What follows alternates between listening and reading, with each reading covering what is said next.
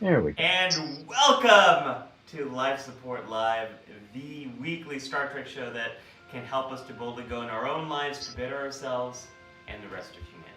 As a famous starship captain once said, alongside another starship captain a century earlier, who also said, wherever our mission takes us, we'll try to have a little fun along the way. Always have a little fun here on our Saturday mornings, Larry. Hi, everyone. I am psychologist Dr. Ali Mattu.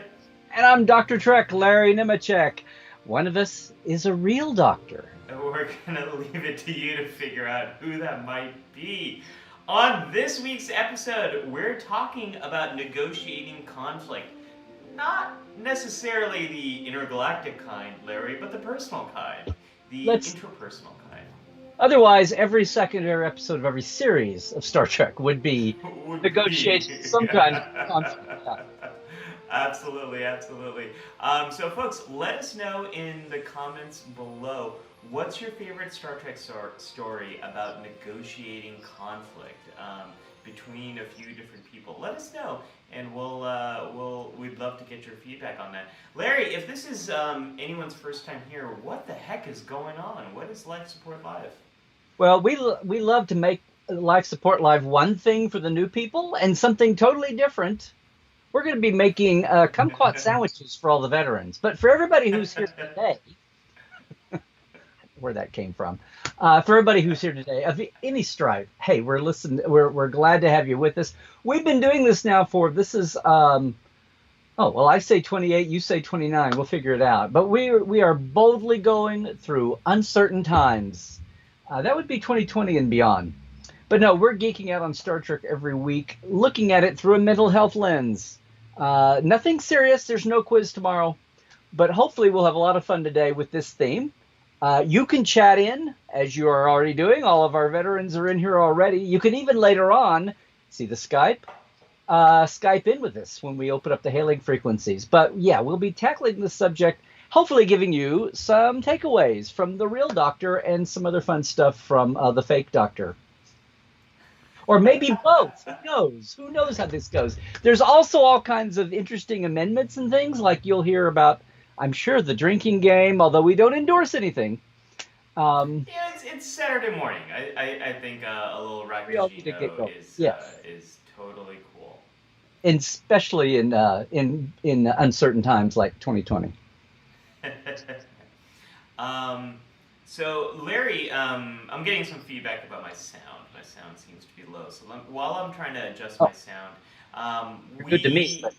yeah, I'm going to turn to you. And so this week's episode is inspired by this week's episode of Star Trek Discovery, Season 3, Episode 2, Far From Home. So just to kind of kick things off, without giving too much away, there's a scene that very much reminded me of a Western. Which is where the theme of this show... it wasn't a scene, it was half the show, but that's fine. It was that, yeah, that's right, yeah, that's true. What's your take on this first episode or the second episode of Star Trek Discovery Season 3? Well, I was a leg up because I saw this one at the digital premiere also, but for all the folks who were watching the first show and saying, it's just the Michael Burnham show, I was like, just be patient, guys. They're in the credits still, so hang on. So you got all the rest of the faces. In fact, I think they got just about every face you'd ever seen on the show in. It was great to see everybody having a part to do, a lot of those kinds of things. And no, it was satisfying. There was one part where I was a little but then I realized I was just being wuss. And no, it was. I thought it was full of. There was some sound and fury moments, but there was also a lot of quiet reflection too, and it seemed like there was a good character piece, at least for everybody. Yeah. and mixing parts of the crew in ways we hadn't seen before. And anyway, it just felt like a good, these people, everybody but Michael, EBM, finally got their chance to shine after this long wait, and I thought it worked well. Yeah. Folks, let me know if that helped with my audio levels at all. I brought the mic in a little bit closer. Larry, I agree. I think this episode is further establishing this new vision of the future that we're seeing, and I'm very curious to learn more. Great to see Saru in action as captain and in a very commanding way. One of the things I really liked about this episode is through Saru and through Tilly, seeing that vision of the 23rd century Federation ideals playing out in this 39th century. I think it's 39. Is it 39? Is that It's 30, 38. So yeah, I suppose so. so this 39th century future, seeing those ideals play out and how that's gonna develop over the course of the season. I'm excited to learn more about it. And there very much was a moment. You could even say maybe a couple of moments of negotiating interpersonal conflict, not just there in that Western stuff that was playing out in the bar saloon fight that sort of broke out. But we saw that on Discovery as well. There was a lot of negotiating conflict between different people. And so I thought that this could be a really fun theme for us to tackle, especially because so many of us have been stuck at home for longer periods of time. We have less breaks from the people that we're close to, the people that we share our space with, and all that means is there's more opportunity for conflict. There's more opportunity to kind of struggle with some of these things. So Larry, I'm curious, when it comes to negotiating conflict, what in Star Trek sticks out to you? Well, I guess I don't know that we were laughing on this one because we first we came up with this, which made sense in light of this episode. But when you turn your gaze to all of Star Trek, I was kidding, but I was not kidding. So yeah, immediately we did say, okay, we're not talking about ambassadors and treaties and all the formal negotiating, that kind of thing. So let's bring it down to the personal level. So now we're down to 3/4 of all episodes of all shows of all series. I know my mind immediately goes back to Next Gen and original series just because I've seen those the most, and especially the original series. And again, even pulling it down to the personal. To me, I sent you a bunch of images. We've got on one hand, I think is something like Alana Troyes, the Dolmen of Alas. But even that, and that's fun because it's very personal. It's a Taming of the Shrew story. But even that is a mission. That's an ambassadorial thing. I realized later on. The one that it's ambassadorial, but it takes a turn nobody expected. Gets back to, I know it's my secret favorite that I used to call it the show that, yeah, there's Alon and Kirk. Nobody's stabbing or throwing anything at the moment. They're talking about negotiating relationships. But the one that is a relationship within a wider mission that nobody saw coming, so I get to as a personal relationship, is one in my secret favorite, most underrated original series show ever. I may have talked about it before. Is I'm getting a little bit of, I think you've got something very touchy on your mic or something. I just learned that it helps if the mic is turned on, Larry. It's something that really helps make things worse. I think people are probably going to be getting a lot better audio.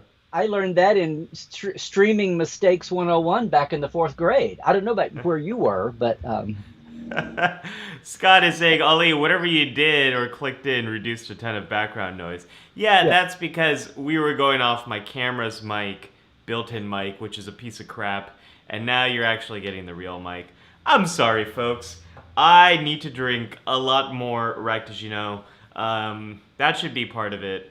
Hopefully that's not a part of the drinking game. So the audio level may be better, but what about the content level? I don't... Anyway, to finish my point, all I'm saying is one of my favorite moments of interpersonal conflict, because it's so unexpected, is McCoy and Ellie from Friday's Child. Mm. In a scene which I think somebody has made it controversial lately, the slapping scene. It's like, I can't believe McCoy is slapping a woman. That's abuse. And I'm like, it's his doctor. It's his doctor bag of tricks with a reluctant patient, and it's also borders on what they call in Looney Tunes land cartoon violence. So I don't think of it as abusive. It's comedic in the moment. So anyway, and it gets the job done. And she's a warrior princess, for goodness. So you might as well be in Klingon to get her cooperation to birth her own baby. So anyway, it's like Boimler. I think I've mentioned this before. It's like Boimler attacking her Klingon ambassador friend, the old general, the moment she sees her in Lower Decks. So that's comedic too. Right. Literally cartoon violence. That's where my mind just snaps to first as a go-to. But there are so many other examples across. There's so many examples. The chat. Hey everybody, I didn't mention it, but of course the chat's here. All the veterans know to jump in. People are already got their hellos out of the way, and they're throwing in lots of good examples for us to look at. I'll try to keep up better, as I always strive to do this week, but that's my first out of the box. There's lots more that are coming in, Ali. My first out of the box, I'm cheating here a little bit, Larry, because my first out of the box actually came from our Facebook community when we posted yesterday that this was going to be. It's a crutch. It's a crutch. we got a lot of really amazing comments, and one that sticks out to me is from Star Trek 2 / Star Trek 3, and that's David Marcus and James T. Kirk. So when we first meet Marcus, we meet Carol Marcus and David Marcus, and in Star Trek 2, you sort of realize that he is Kirk's son.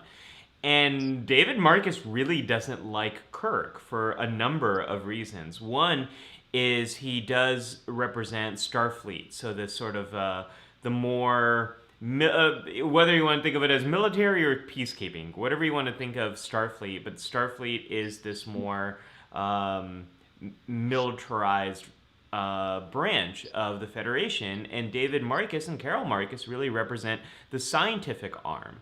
And so there's that conflict, but as the movie unravels, you also see that there's more conflict here too, that Kirk hasn't been around, he hasn't really been present. Kirk and Carol Marcus have this conflicted relationship, and that's sort of playing out with David Marcus too. But as it continues into Star Trek 3, they do develop some type of understanding of each other. David gets a better understanding of who Kirk is, and Kirk gets a better understanding of who Marcus is. I really liked that, and I never really thought about that in this lens until someone mentioned it in our Facebook community. Right. And just to make sure, spoiler alert, Carol Marcus, she was pregnant and never told Kirk. He never knew he was a father, and she never told David. Well, he obviously knew he had a father somewhere, and somehow it never came up of who the father was. But and he took her name. So just to be clear about that point, it wasn't. I mean, Kirk may have been many things, but he was no delinquent father. No, he had no idea. He had no idea. And as Cairo says, the short on-screen life of David Marcus. I wish we got more, but if David Marcus never died, we wouldn't have that thread continue into Star Trek 6, which is my next example that I wanted to bring up. I feel very much similarly to Star Trek 6 as I do Star Trek Deep Space Nine. I think almost every topic that we've mentioned in Life Support Live, there's an example in Star Trek 6 related to it. But in Star Trek 6... Have we got the phasers in the galley yet? Have we got the phasers in the galley? Yeah. Yeah. Every galley needs to have a phaser set to vaporize. Have we got the mashed potatoes in the... Okay, fine. The mashed potatoes, right. There's a lot of conflict here. I think it begins really early with Kirk and Spock, where Spock has volunteered the crew for this mission, this mission of negotiation to the Klingon Empire after the explosion has happened on the moon. What's the moon off of Kronos, Larry? Praxis. Praxis. How could I forget? It's I such a don't know. fun word to say. But Spock I guess you're volunteers just them. out of praxis, Ollie. Larry, that's a good one. It was I like no, that. it was really obvious, but I would have shot myself if I hadn't said it. So they. It's a good one. I'm glad you picked that one up. Kirk is really angry at Spock, and when Spock says, "Jim, they're dying," and Kirk responds with, "Let them die." What's so great in that moment is you've got a conflict between Spock and Kirk. But that conflict is about so much more. It's about Kirk's feelings towards the Klingons. It's about what happened to David, how their relationship was really cut short right when it was really beginning.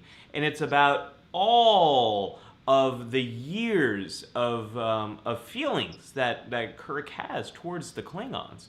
And why I think it's such a beautiful example, we'll get to this in a counselor's log a little bit later, but sometimes Well, they made so him miss much his more. chair.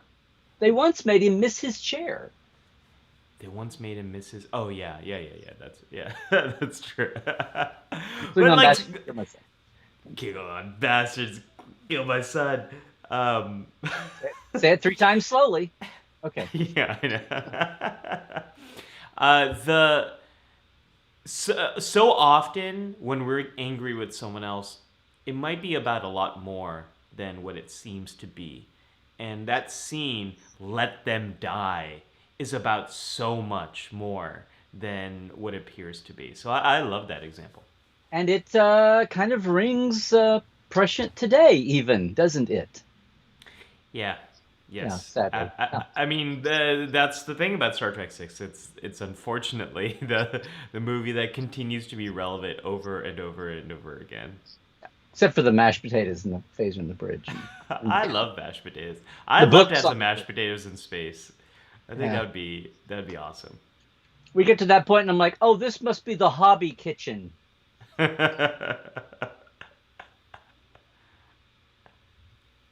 But moving forward, let's jump into TNG. When I get distracted, if you're new, when I'm distracted, it's when I'm madly trying to catch up with the chat. But anyway, and I'm falling behind already. But anyway.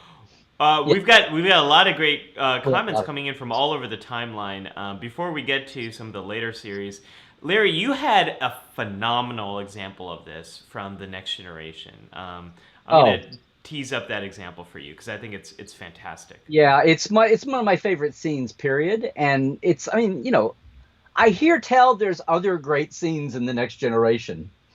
But I always love this one because it struck me watching it one time. And you know what? I'm not a big directorial person or a writing structure person. I mean, I can be, but that's not what hits me right off. But watching this episode and the first or second, like back in the day, and the first or second rewatch, I love this scene. But even apart from the technical aspects, it fits right into what we're talking about today. And I'll share something on a lot of these cases through all the series. I was trying to think of, like guest star situations, not so much regular crew. Although a lot of the regular crew, Spock and McCoy, Quark and Odo, a lot of them, it's like that's baked in the cake of the DNA of them constantly negotiating their conflict, whatever. So that's why I always loved this scene, and it was just enhanced by the way it was kind of shocking for the time. Now it would be like a yawner, but the moving camera. The arc and the moving camera added so much to the scene in The Wounded, where O'Brien gets sent in. Captain Maxwell here has barricaded himself in his ready room on his ship, and he lets O'Brien in as a former crewmate because they've been being nostalgic all the time. Well, now Maxwell's gone rogue. He's locked himself in his ready room. And O'Brien beams over and he lets in, and they just start reminiscing again like you saw them in the beginning. Yeah. And basically it's like I say a hostage negotiation, but it's like a self-hostage negotiation. It's like trying to get the person to come out, and without any other repercussions. And so it's almost like O'Brien's a hostage negotiator, but he goes in and he disarms Maxwell and gets him off the ledge. That kind of a negotiation, a relationship negotiation, but they do it with nostalgia, and they re-sing the minstrel boy. The minstrel boy to the war has gone. In the ranks of men you will find him. And it was always so cool, especially on Next Generation, to go. I go, oh, Hearts of Oak, or oh, these old, like these old. They pull these old songs out and use them. Oh, it's historic. But he totally, yes, I know. Go to it, guys. He totally disarms Maxwell and resolves the conflict of the moment with that move. And there's a lovely. It's like it was radical at the time. The whole scene is with a camera that just kind of comes around them. It like rotates around them, facing them from one end of the room to the other, and that's the length of the scene. And he helps Maxwell come to the realization. I don't know. Maybe that's not strictly what we mean by interpersonal conflict, but it's negotiating conflict. But to me, it was a wonderful negotiation of the character dialogue, and also negotiating the director and negotiating the scene. This was the first example you brought up when we were discussing doing this as a theme for this week. Why? Yes. And I think it's the perfect example for so many reasons. And just to put that image back up there, I think there's so many reasons why this image strikes me. Number one, you mentioned the direction here. I want to highlight the lighting. Just look at the lighting in this image. It's a lot of ambient set lighting. There isn't a lot of direct lighting on their faces. That's a lot of that ambient lighting is something that was more pioneered in Star Trek Deep Space Nine, but it was very unusual for Star Trek The Next Generation. The other thing here that is quite interesting is we're talking about a climactic moment on The Next Generation that does not include the primary cast. Mm-hmm. That's really amazing for The Next Generation. Even Deep Space Nine, again, we saw much more secondary characters who aren't the primarily billed cast in the show's introduction. I was going to say we're in Paper Moon territory here, but yeah. Yeah, we very much are. Where the big moment of the show is happening with two characters who aren't leads. I love this episode also for the reason why we wanted this to be an episode, or we wanted our episode of Life Support Live to be about the interpersonal conflict between friends, between family, your crew, and adversaries. Here we have a friendship, a crew conflict set against galactic conflict as well.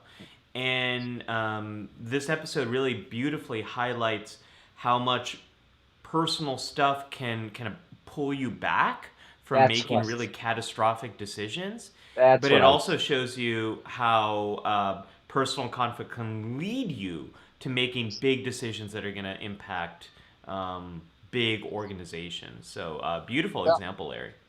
Well, it also highlights my favorite way of negotiating a lot of things, especially with strangers.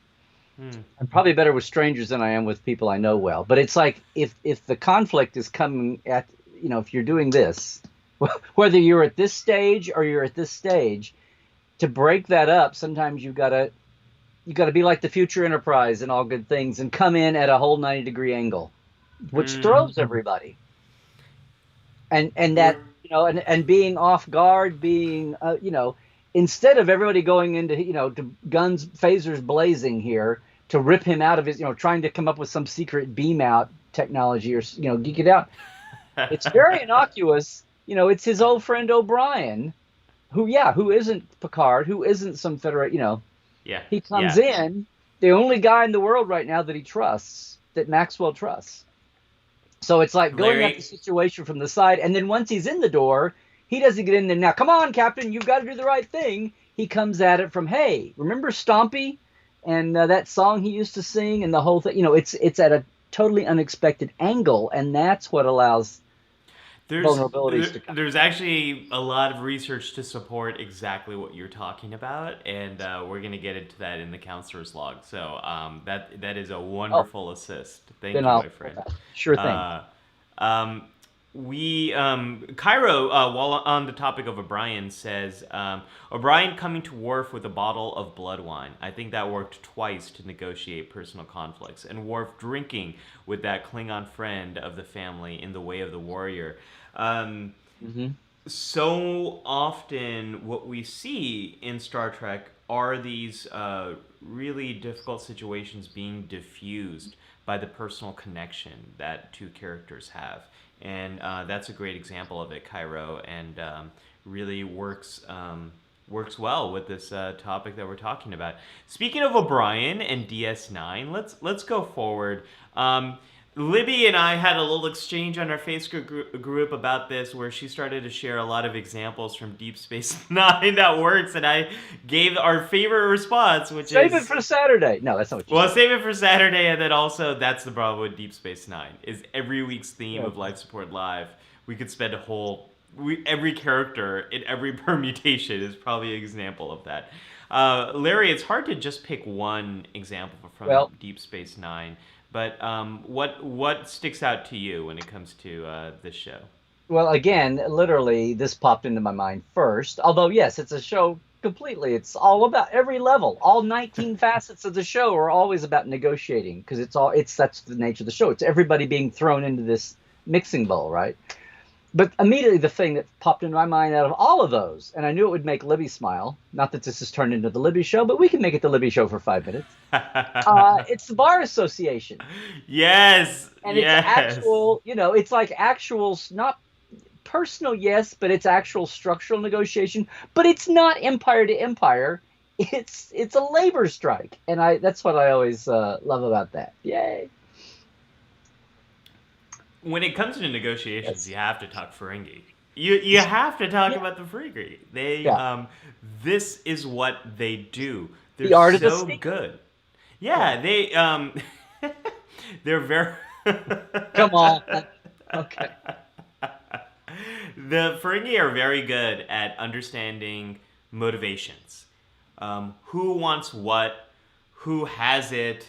How can I get it from here to there and make a little bit of gold press latinum on the Yeah. side, It's right? a long road. Um, yeah, I'm Larry. I feel like I'm very much off my game today. We struggled with sleep last night of getting my daughter to bed, and then as a result, me, and then she woke up pretty grumpy. So I feel like I'm a little off my game, but Never happens to me at all. Okay. uh, but the show must go on. Um, I love that episode. That episode is so much about relationships between family, relationships between coworkers. It's also about some intractable conflict. These Hmm. big ideas that don't really change with any ease, like the Ferengis' approach to forming a labor union and going on strike. They have some very big, powerful forces to keep that from happening. And this Well, episode's very much it, about all it that also conflict. shifts, right? It's not just Yeah. Quark and Rom and Lita and the workers. Then they actually decide to get on the same page, but then it becomes them versus Brunt and the FCA and the structural bureaucracy. So, trying to negotiate that. And the best negotiation there turns out to be, like just a fraud and get him to leave. Just say what he wants to hear and get him to go away. Which is also a negotiation that happens. And, it's not very. It's another one of DS9's answers to Starfleet's by the book, mentality. And what that's the creative ways around the book without violating the book, or Yeah. what have you. So, but Do they're you Ferengi, so it doesn't matter. do you The, think the brothers Rom hang together.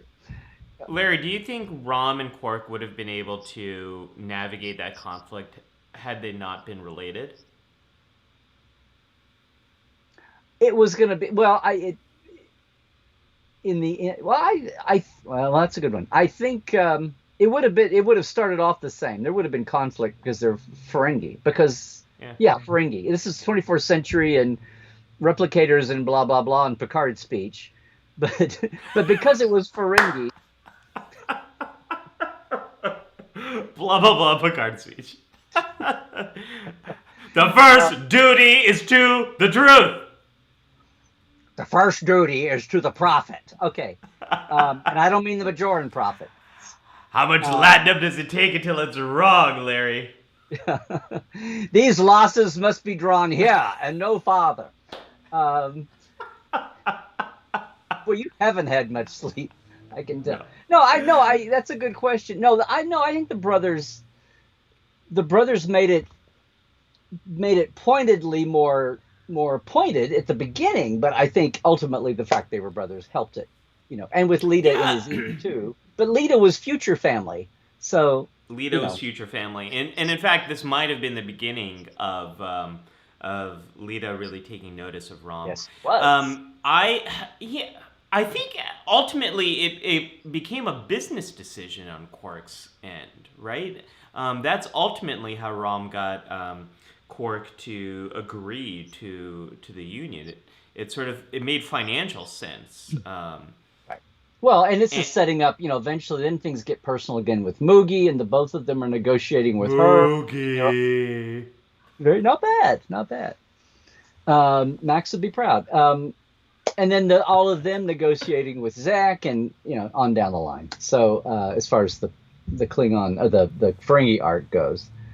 But anyway, that came to mind. Larry, first. I think we're gonna have a new rule here. Zahir says, "I love every character played by Jeffrey Combs. They're all such frenemies." That's the other problem. Is pretty much every episode of Life Support Live could probably focus on every character Jeffrey Combs has played, because they all apply. They're all examples of all of this stuff.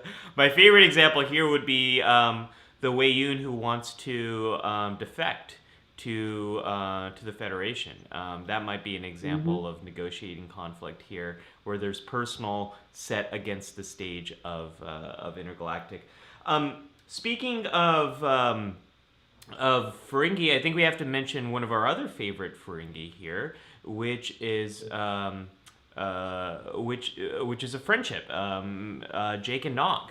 You were very there's high a on this lot of negotiating conflict there. We can take pretty much many points of their friendship. I was going to say any part along the arc, yes. Yeah. Right. My favorite example does come from Paper Moon, where Jake is trying to help Nog reintegrate back to Deep Space Nine, and so much misunderstanding, and really just them missing two boats or two starships, just kind of missing each other in the night. Although it's always nighttime in space. Yeah, they're passing in the nebula. They're passing in the Mutara Nebula at night, which is all the time in space. There is. Anyways. The Mutara Nebula. I always want somebody to say, or is there? I know, the way he says that was such... No, there isn't. I just want somebody to slap him or something. Anyway, go ahead. Proceed. Well, I was just going to say, they're a great example of... And again, this is what I think Deep Space Nine does better than any other series, because you see the conflicts over years. And Jake and Nog, you see how much they both change. They go in vastly different directions, Larry. You have one who goes into Starfleet. Do this. Yes, absolutely. When they're kids, you say, who's going to be the one that doesn't pick after? Who's the dirty roommate and who's the one that's by the book? Well, you're going to think it's, it's Nog and Jake. And then at the end, It's like, no, wait. Rom is like super Starfleet cadet, and Jake is the one that's like the mess. So it's just... Yeah, no, he's a mess. He's getting writing inspiration from this creepy alien lady. He's he's breaking the rules. He's doing all that sort of stuff. He stays behind when everyone else evacuates. Hey, and Nog, your creepy alien lady is somebody else's muse and title. So watch it. True. It's all in perspective. But like, she is sucking life force out of those. Okay, people. Well, there is that, yes, but that's also where he wrote his two great pieces, if you want to believe the future timeline. But anyway. From The Visitor, really? Are you referring to The Visitor? The two books that he winds up writing in later life are the two titles that are. I didn't know that. I Did I didn't just connect give you those a free dots. K3? That's not even a K. That That's like watch the show. Damn it. That's that's a watch the show. That is that should be a bumper sticker that we sell. Watch the show, damn oh it, Dr. Trek. yeah. So I had a point I was going to make here. Right, right, right. What's the point? What's the point, Ollie? The point is every friendship goes through changes. People change. They go into different directions, and especially friendships from childhood. It's very hard to maintain a friendship from childhood because people change so much in so many directions. Your values, your directions, your career goals, where you live. What's so great about Jake and Nog is they change together and they help each other change. And Mhm. that does produce a lot of conflict, like what we find when they're living together. Larry, I don't know if you've had this experience, but I had friends that were friends in high school and they went to the same college and they roomed together and they hated each other because like they never had to deal with that type of conflict before. It is hard to grow up and change. Mhm. And it's even harder to change together and to go in different directions. Jake and Nog do that, and they're not afraid of that conflict. Their relationship is so important that they find ways to help each other overcome that conflict. And I think it's everyone talks about Julian and O'Brien as the great friendship in Star Trek Deep Space Nine. I think Jake Well, and some Nog people. are. What's that? I said some people, but right. Yes. Yeah, Jake. I mean, it's really not fair to pick what's the best because it really depends on how you look at it. But Jake and Nog, probably when it comes to conflict in friendship, I think they're a phenomenal example. Mhm. Speaking of conflict, another relationship that was full of it is in Star Trek Voyager. Well, I think you're full of it. I think they were full of it.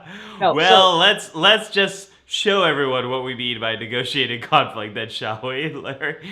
I What one relationship that really we've talked about a lot here and there is that of Belana Torres and Tom Paris. so here's where I violate my rule about thinking in terms of like guest stars because that was but I thought even with all the and I know we have lots of Voyager lovers out there, but and years go by and I should follow my own advice, but my I still feel like for all the great characters and the great stories that Voyager, for reasons not even its own making, not never got to fully make its own potential, even in the finale.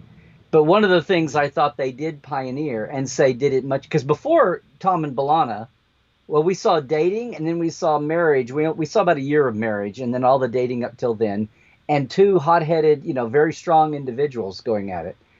We kind of get the only case we had before this was Miles and Keiko, and Yeah. that was Keiko was such a recurring star that's like you get him. You always got the husband side of things on DS9. Oh, she's gone off to Yes. Batesville, and you're like, Yeah. oh, she has she? What Yeah, is and that? she's just gone for a long time. Right. Right. Right. Yeah. Right. Wife gone for 9 months at a time. Okay, Playboy. Okay, whatever. But she Right. was around just to keep him in line. But but one thing that did pioneer on Voyager was seeing that kind of a deep relationship, of intimate relationship over a long period of time. And of course, the definition of relationship. I'm sorry if I'm stealing your job here. Is No, like it's please. like relationships are negotiations one after the other. And if you think you've got them all Yeah. down pat, there'll be something new to handle. And their arc is a little bit like Jake and Nog, only it's a dating and an intimate in that we saw it over this huge long arc. And even the year they're married, well, when you said when you when you said Roxanne and Robbie, no, when you said what's her name, Alana Balana and and Tom, Paris.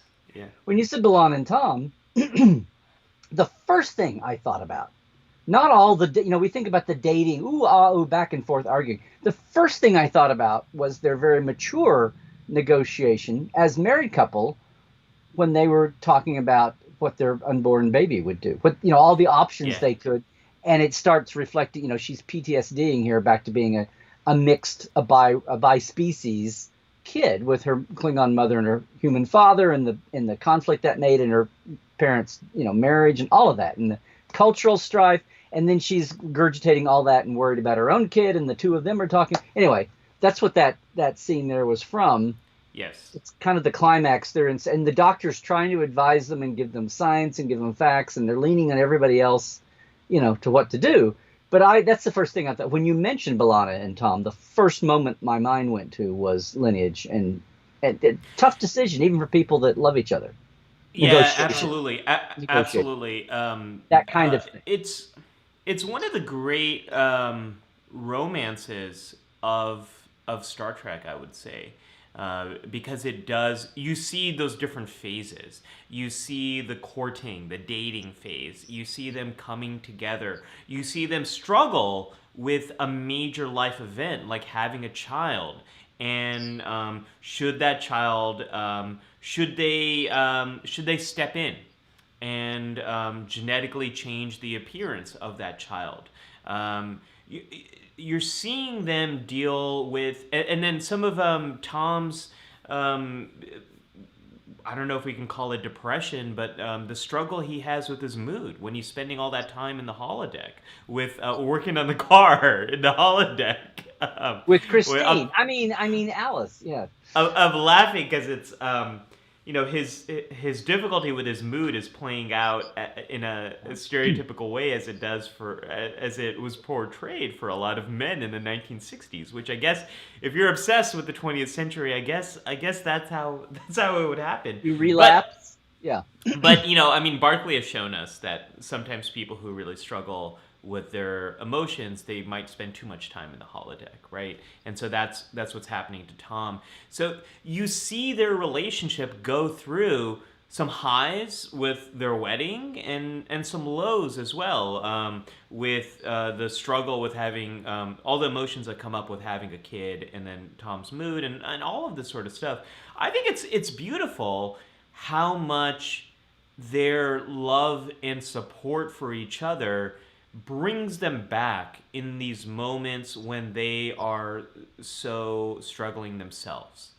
And that's one as two people with short fuses, Yes. especially hers, but for people who can be prickly to others and be an enigma to other people, how they were to each other at the beginning with their, back and forth, but that chord between. And sometimes what we're worst with other people, I don't know, finding the right person sometimes means that's the time when your standard gear doesn't work, which is to your better, right? Right. And maybe there's something, I didn't think about this until I was just listening to you right now. Maybe the fact that they both are these outsiders in a way. Tom, when he first joins Voyager, is a bit ostracized in much the same way that Michael Burnham is years later. He's kicked out of Starfleet. He's kicked out of the Maquis. He's like, okay, nobody wants me, No, so. He was in a penal colony in. Right. Was it New Zealand or Australia? New Zealand. It was New Zealand. New Zealand. Yeah, I knew it was somewhere down under. London foreigners. Yes. That's not a phaser. This is a phaser. Boy, hope someone gets that reference, Larry. But he joins the crew in a I'll throw another tog on the bobby for you. Okay. Oh, we are really out there today.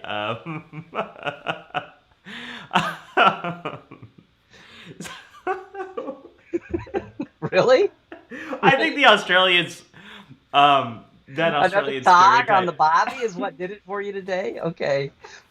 Oh, that sounds more Bostonian than Australian, so maybe we better.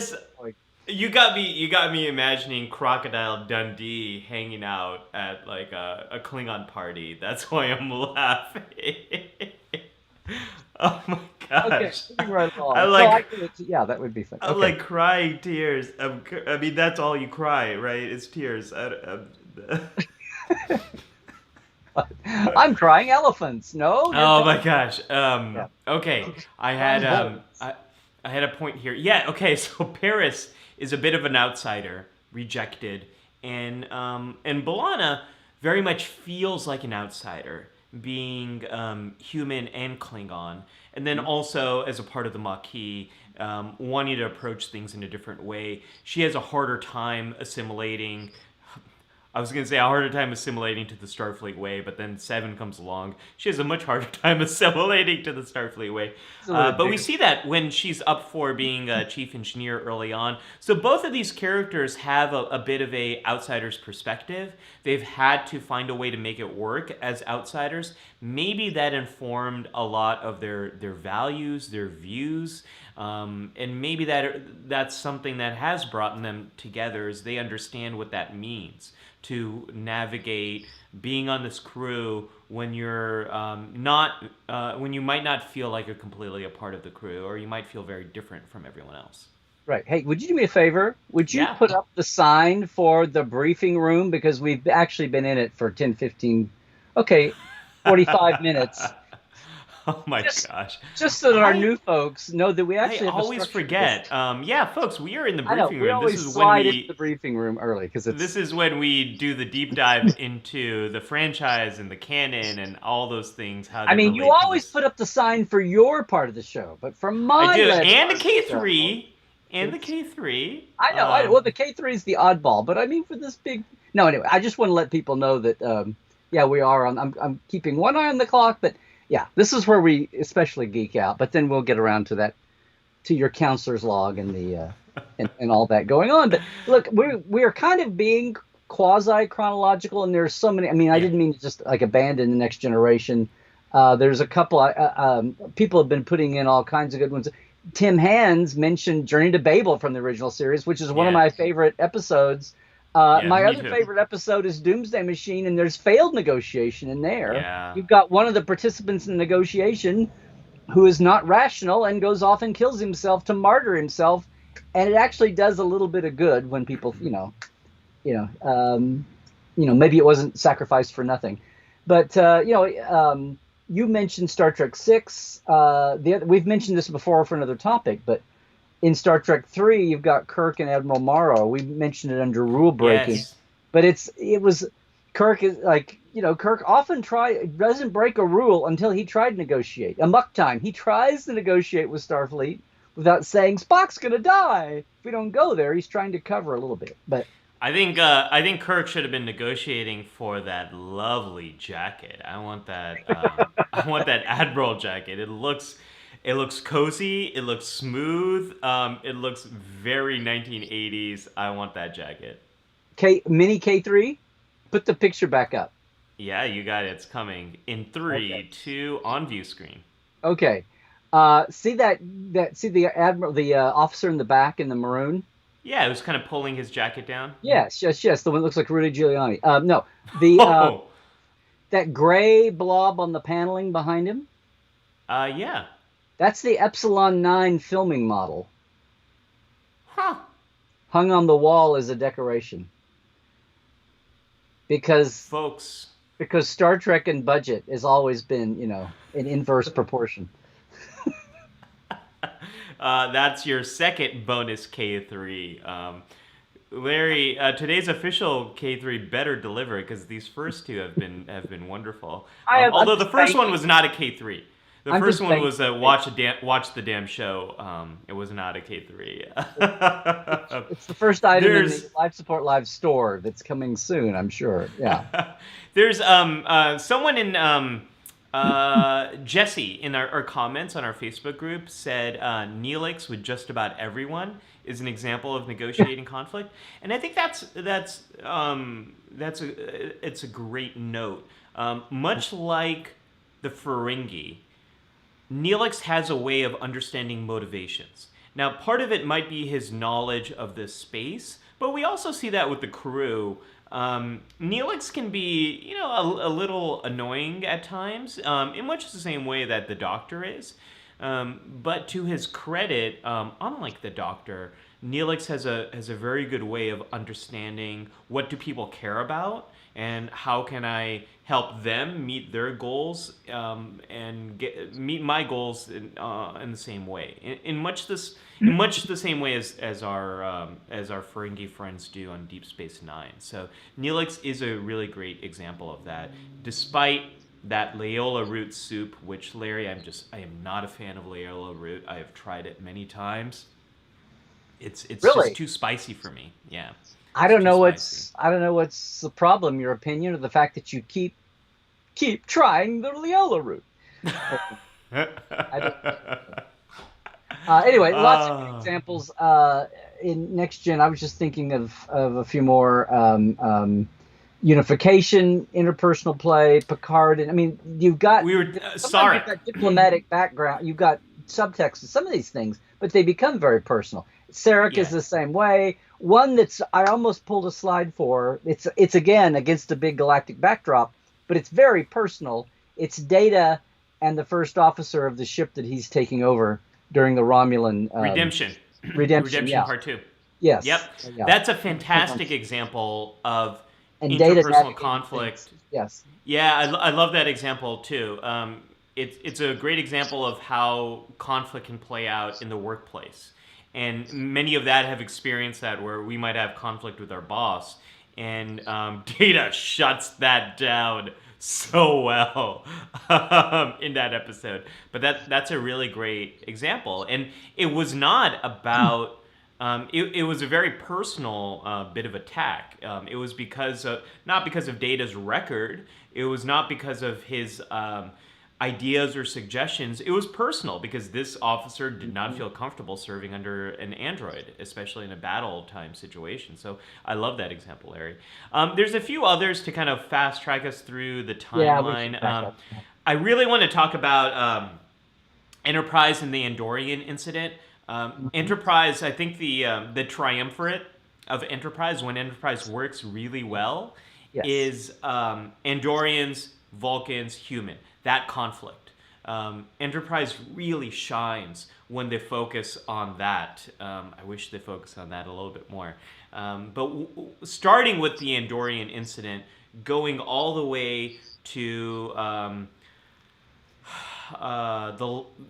the second to last two episodes, Larry.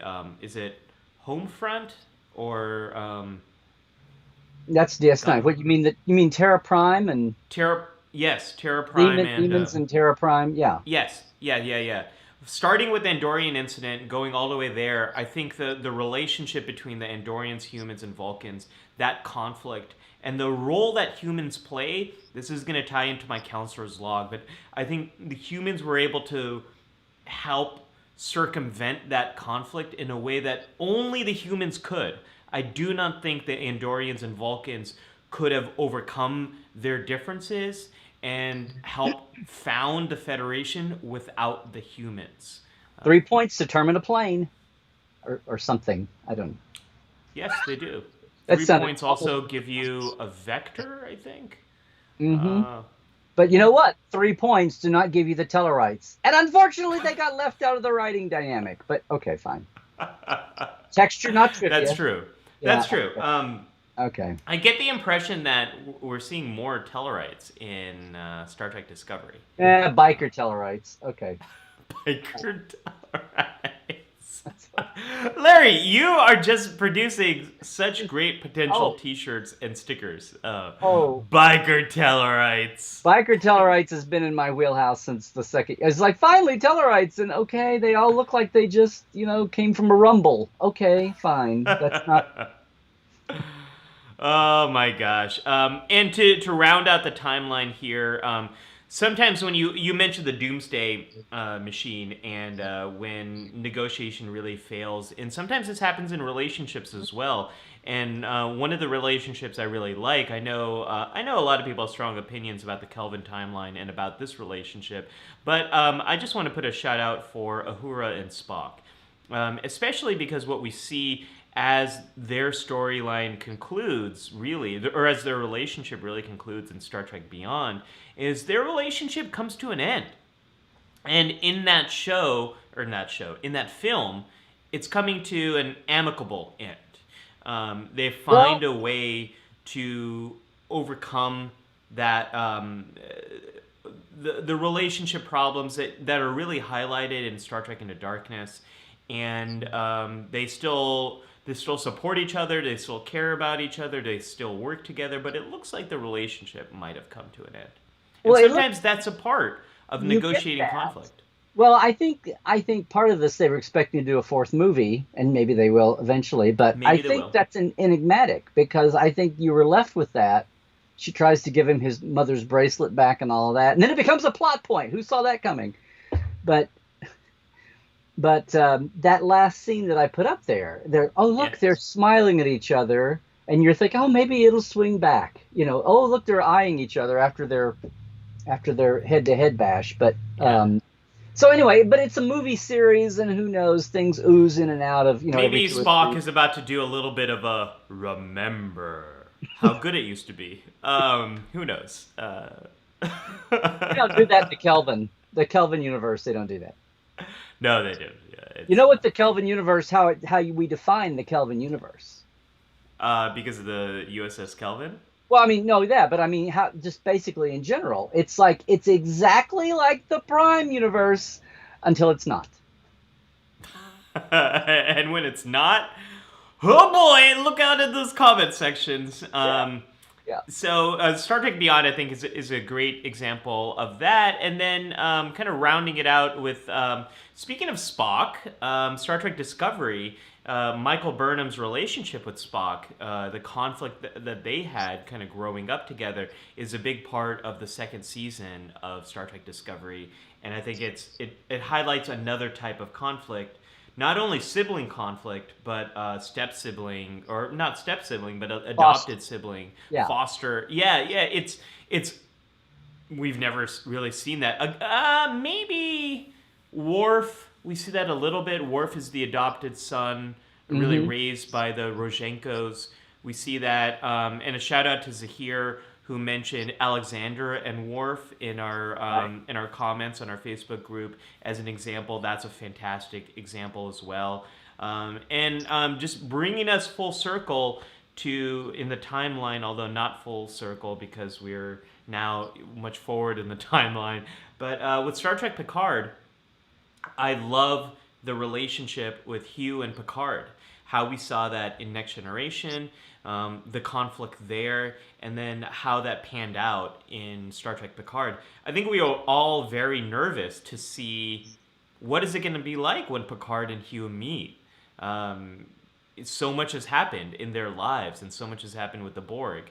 And I was quite surprised by how that relationship played Yeah, out you and how you the kept conflict. mentioning Picard, and on we were planning this with our laborious texts. Um, yeah, you were really attracted to the Picard and Hugh dynamic, and I was kind of going, okay, really, because I guess I was won over by the reaction. Their meeting didn't throw me that much because he Mm. sent Hugh back. They met each other at the on Lore's world there with Lore's Borg. Say that for 3 times fast, and then went their ways. And anyway, it was nice to bring him back as part of the plot, but and sad for his ending. But Yeah. um, your fascination with it kind of threw me at first till I went back and started thinking again. I didn't really come away with that it would be this wonderful example of what we were getting at today, but it was. I'm not.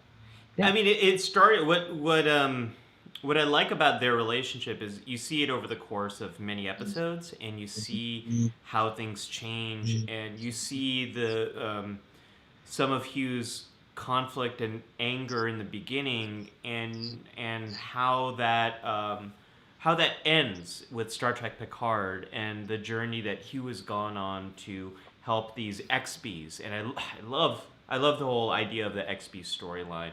So I think it's a great arc of a relationship that might have started in a conflictual way, even if you just think about Picard and a Borg and helping this Borg, and then that Borg struggling with that and going on to help others.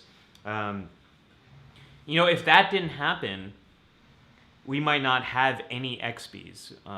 And so I love that storyline, and I love how it sort of starts in a bit of a conflictual way, where there could have been some personal prejudice involved. And The Hugh, Larry, remind me, this Hugh's first appearance, is that post Locutus and post Best oh of Both yes, yeah, Worlds? yeah. Yeah.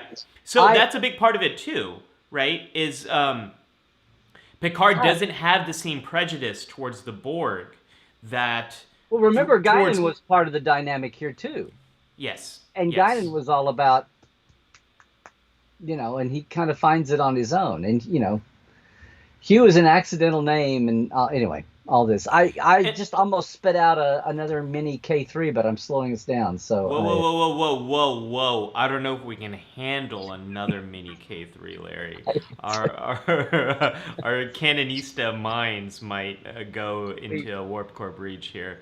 we better Any move other along. examples that you want to discuss before we jump into the counselor's log, Larry? Well, we have the examples from all the examples from this episode of Discovery. There's other ones along the way too, but I did just trying to get around to everybody, and it's one we kind of looked at from another angle. But I even threw in one from Lower Decks, Oh yeah, yeah, because yeah. it's all about negotiating relationships too. I mean, Boimler and Mariner is at the heart of it as they get started. But I'm just really struck by this one, and I know it smacks of a little bit of, and here we're gonna have a first season arc completion, but who knows what will happen? We're gonna take all these fundamentals of the format. You're gonna send, oops, spoilers, guys. We're sending one character away, who's to another ship. Even what will that mean? Um, but of those two who had been secret adversaries, well, now their secret's out. But now they're agreeing to get along and find a way to actually team up. Why do I feel like I'm in an '80s sitcom? Um, anyway, it was a negotiated relationship, even though it's another family thing. But it was a one that they might as well have not been family, as close as they were. So that wasn't part of the dynamic. So anyway, I was struck. That's the first thing that leaped to mind when I was trying to think of Lower Decks. But Yeah. Yeah, and Lower Decks, a lot of the relationships seem to be full of negotiating conflict. And one of the things I really enjoy about Lower Decks is the power structure is inherent conflict here in the show. That they're all lower deckers. They often don't know what's exactly happening with the upper deckers and the senior staff. So that's always a nice little source of conflict here. The comment section, there's been so many wonderful examples here, and hopefully we'll get to more of them when we open up the hailing frequencies. But Larry, I'd love to dive in to our next segment of the show, we have which segments. is we have segments, and we have these We have beautiful images as titles. well. The Wow. counselor's log. So this is when I do a little bit of a deeper dive into some of the psychology behind what we're talking about. And the very first thing, Larry, I think we need to get off our chest is conflict is not bad. I think so often conflict can be presented as something we need to avoid in our real lives. In stories, conflict is the engine of a compelling story. Like Right. you have to have Even in the rising 24th action. century? Even in not among humans, or not among the Federation. Until it No, does. until it does. Yeah, it's like the Kelvin timeline, Larry. No conflict until we have some. But you need good conflict in storytelling. But often in our own lives, in our own relationships, Mhm. we might be trying to avoid conflict, whether that's at work and you might want to avoid differences of opinion, or with our friends, or with our family, our loved ones, our partners, our kids. But we need conflict. So, for example, there's been many times, Larry, where you and I have had differences of opinion of what the topic for this show should be for this week's Life Support Live. And that's good. That's healthy. By having that conflict, by having a little bit of a debate, we'll probably get to a point where we're going to have a better idea. And so often, we've done the same thing in our the different panels that you and I have done together. Our first ideas, we might have a lot of disagreement between each other, but you need that conflict to get to the better idea. And conflict in our friendships or in our relationships, you need that to work through whatever issue there is that's there. So this was research that really surprised me. This A all lot sounds of like it applies to like business and negotiating concepts, but none of this applies to like more intimate friendships and relationships, does I'm it? I'm glad you asked, Dr. Trek, because that is your second assist of the episode. And the thing about relationships here, some of the research on divorced couples is very interesting. Um, as a relationship is declining, one of the things that can sort of predict the end of a relationship is actually a significant reduction in conflict, because the couple stops trying to address the problems in the Stops relationship. trying, Stops basically. trying, exactly. So, conflict in a relationship is not a bad thing. Conflict in a relationship is often how a couple are able to work through problems in their environment, in their home, in their relationship. And a failure to try to address the problems is not a good sign.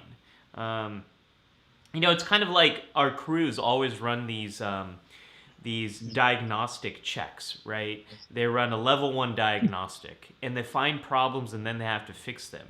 We have to do the same thing in our relationships, whether it's family, friends, coworkers. We have to run these diagnostics, see what problems there are, work on those problems, but there's going to be conflict there.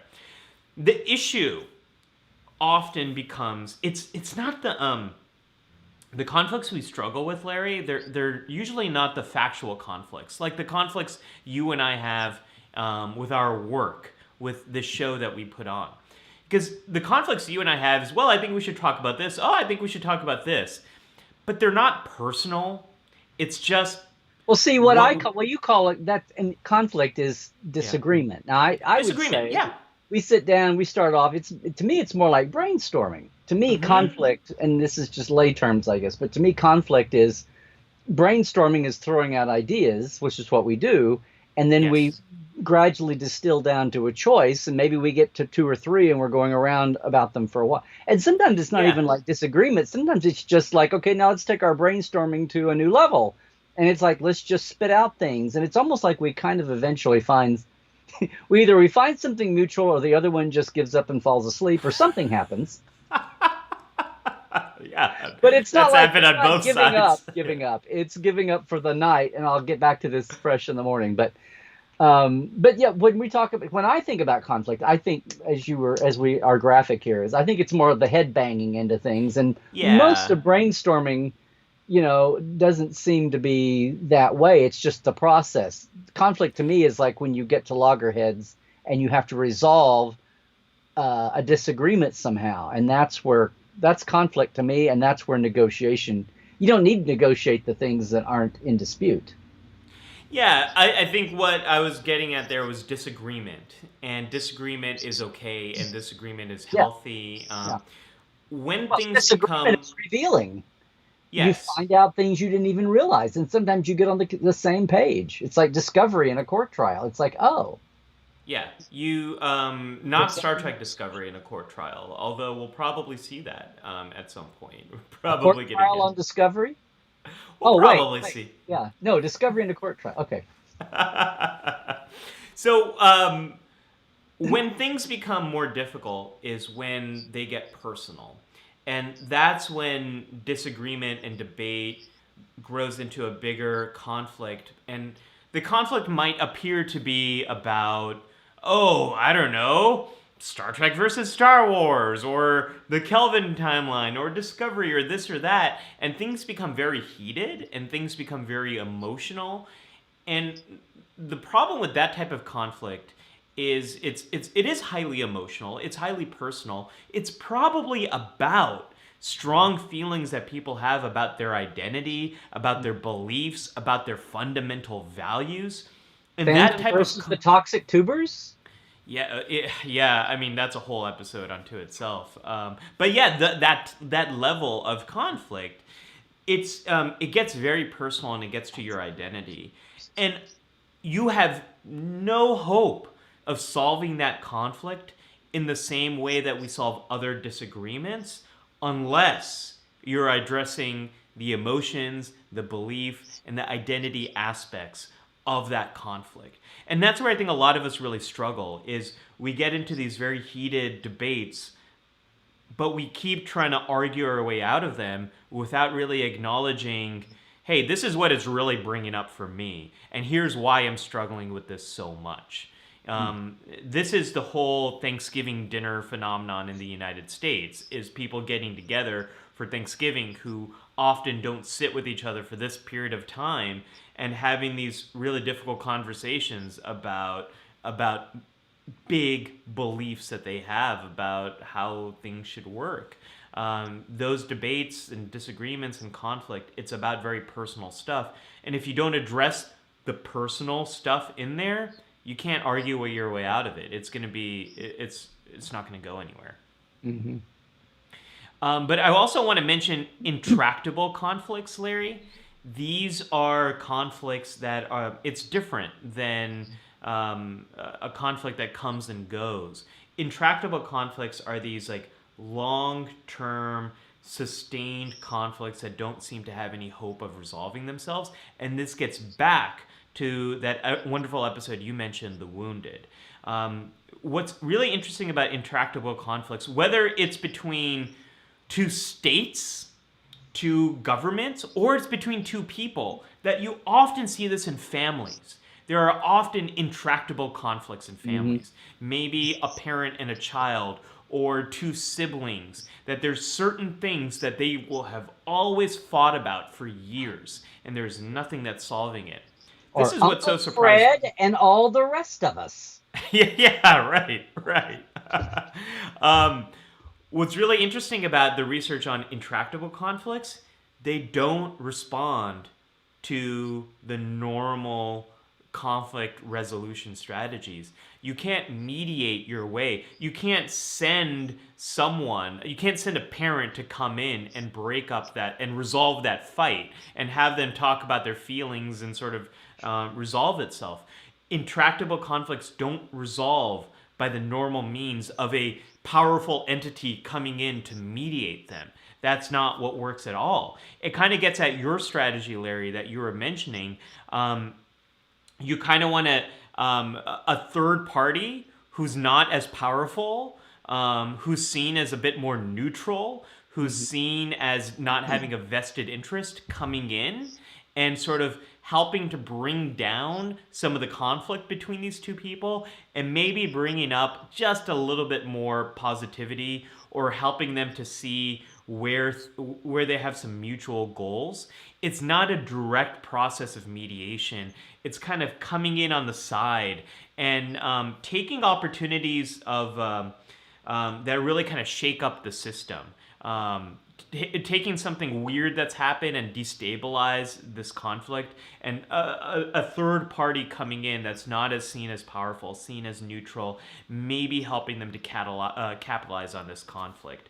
The big picture with intractable conflict is just helping them to fight less and kind of just writing that out until there's some type of crisis, and then a third party coming in and maybe helping them to make the most of this crisis. And finally, you get to a tractable conflict.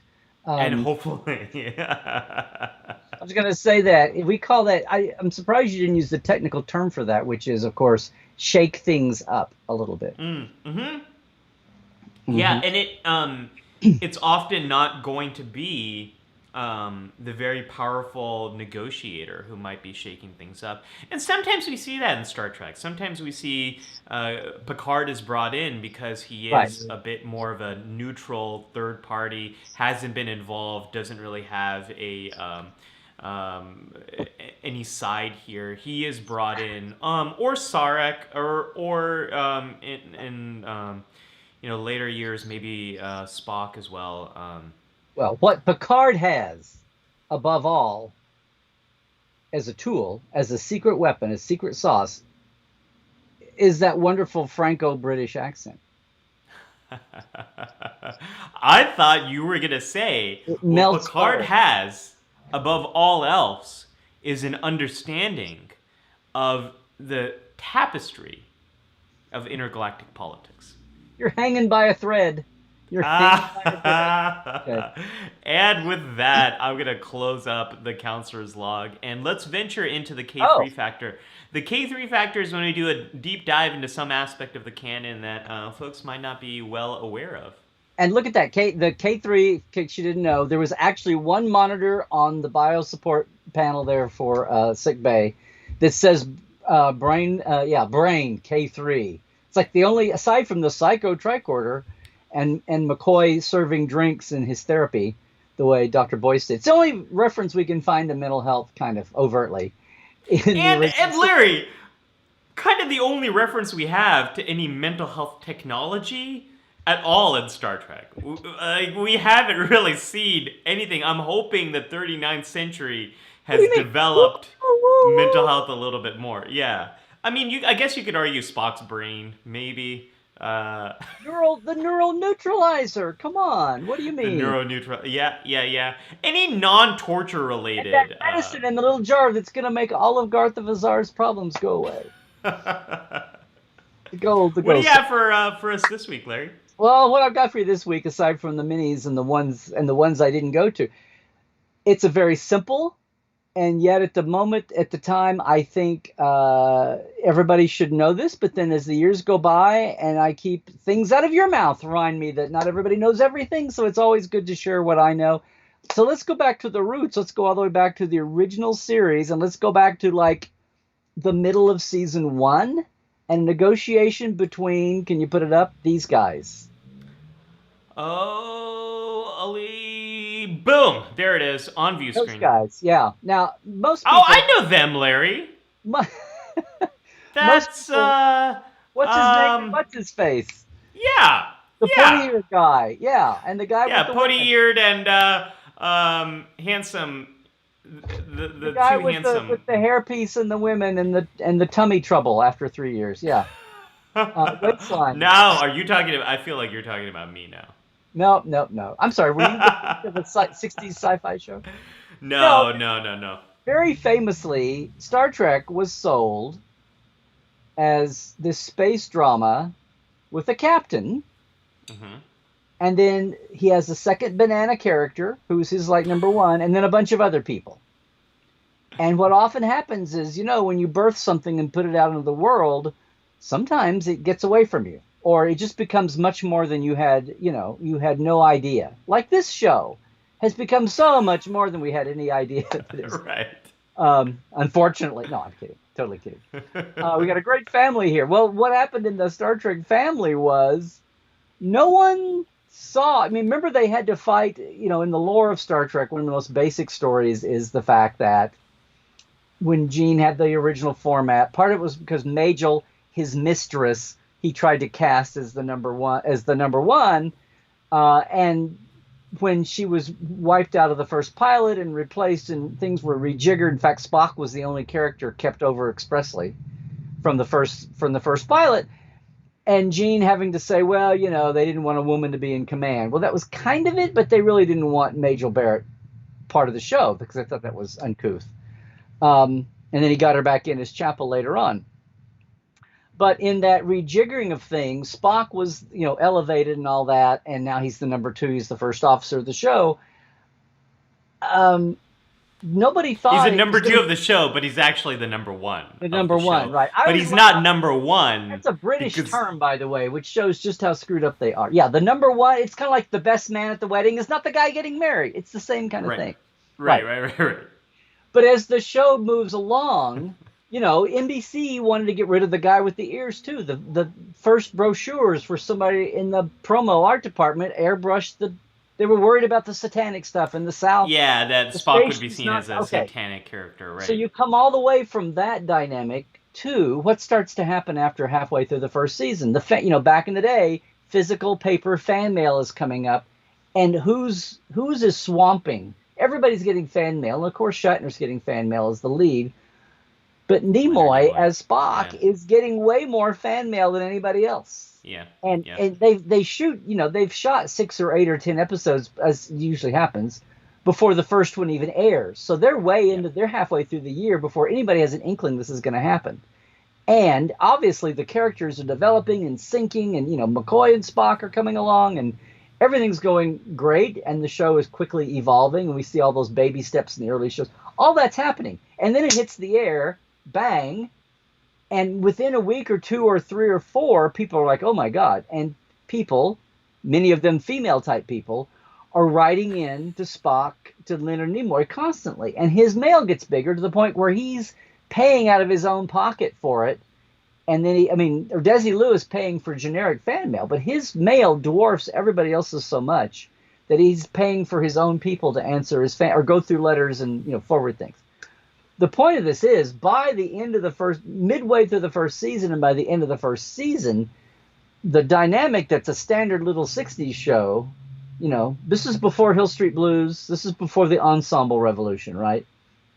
You watch any old show from the 60s and 70s, and it's lead, sidekick, number 2, and then everybody else. And that was upset. Which we saw in the billing on the intro. Right, the opening billing totally reflects that. Everybody, the lower deckers in the Enterprise, everybody, Scotty and Uhura, and all the actors we think of as in the family, they're all in the 60s style, they're all which also meant they got no residuals for those shows, and it reflects their deal. Oh my gosh, I didn't know that. Oh, you only get residuals if you're in the opening credits. To this day? To this day.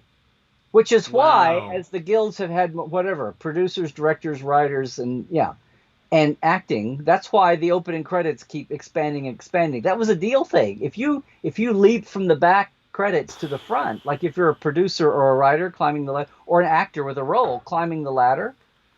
Well, that's a whole nother negotiating conflict case. Yes, it is. Folks, I feel like today's episode should really be called the gift of bonus K3s. The K3s. So the bottom line here is Spock and Nimoy and his manager started saying, look, it's the end of the year. We signed contracts, yes, but something is happening here we did not anticipate. I'm so sorry that my character has gotten so incredibly popular. It's become much more the dynamic of what's driving the popularity of the show than who could have seen this happening, Yeah. So anyway, basically it boils down to him wanting more money, more script time, better scripts, whatever. And it was a negotiation that he and his manager had to do with Desi Lu.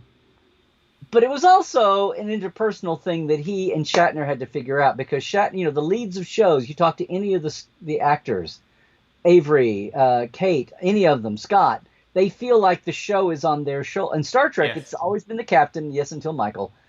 But they feel like Sonequa the same way. They feel like the show a lot is riding on their shoulders. Or the commander, in the case of Deep Space Nine. Yes, on the thing.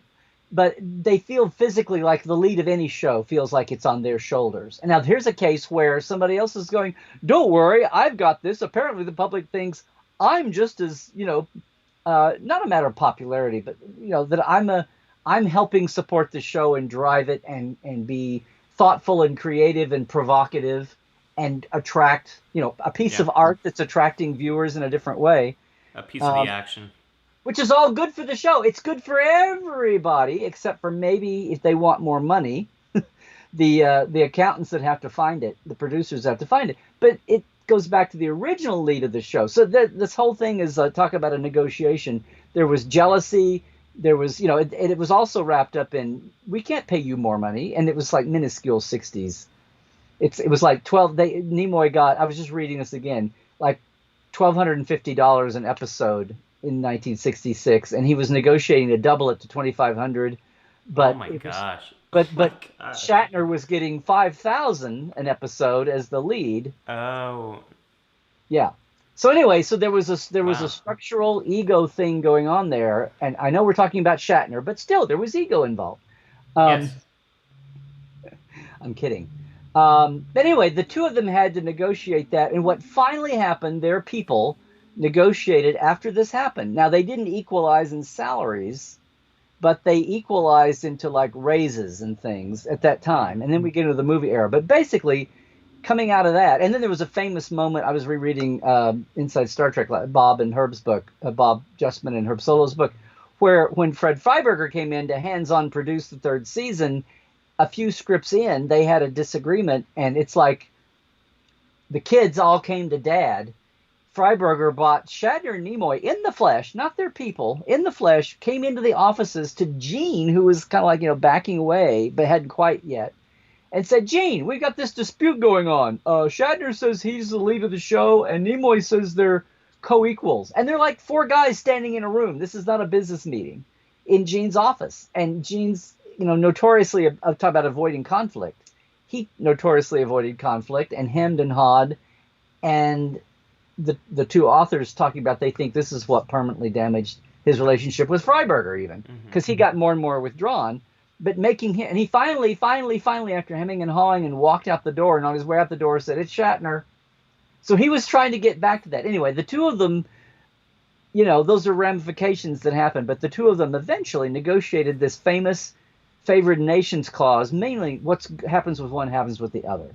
And if it wasn't always equal pay, although it kind of, I think, got close to that, that's where you get into the dynamic of Nimoy wanting to direct, and after he did a couple of movies, Shatner getting to direct, and then at least the opportunities. Now, somebody can't pull up with something, haha. If you can't make the bar, then maybe it's not like a guaranteed thing. We're not going to sink the ship because you can't captain it, but that was the origin. So part of their negotiation for their relationship was, they found the beginning there. And sadly, apparently, it ended not well. It wasn't over jealousy. It was other things. But right before Nimoy died. But that was a relationship that was very complicated, started in conflict. They had to navigate it. They had some outside help doing it. They had some outside help making it worse. But eventually, they got to a comfort zone where what most of modern fandom thinks of is, it's Bill and Leonard on stage laughing it up at Pasadena or at Vegas. Those moments. And when they do projects together, like their videos and things, but that had to get to a certain place first. And then even at the end, and you can talk about declining health and mental state, but at the end, it even unfrayed then too. But there you go. I don't know if you. That's really great, and that was a deeper dive. Were you aware of them being at loggerheads as the first? No. They were actually threatening Nimoy. This isn't about Shatner, but they were actually drawing up lists, and they're prime two people to replace it. They keep a Spock and just recast it. Not even to have a Zahn, but to have Spock recast was either Mark Leonard or Lawrence Montaigne that had played Stonn in Amok Time. That would play Stonn.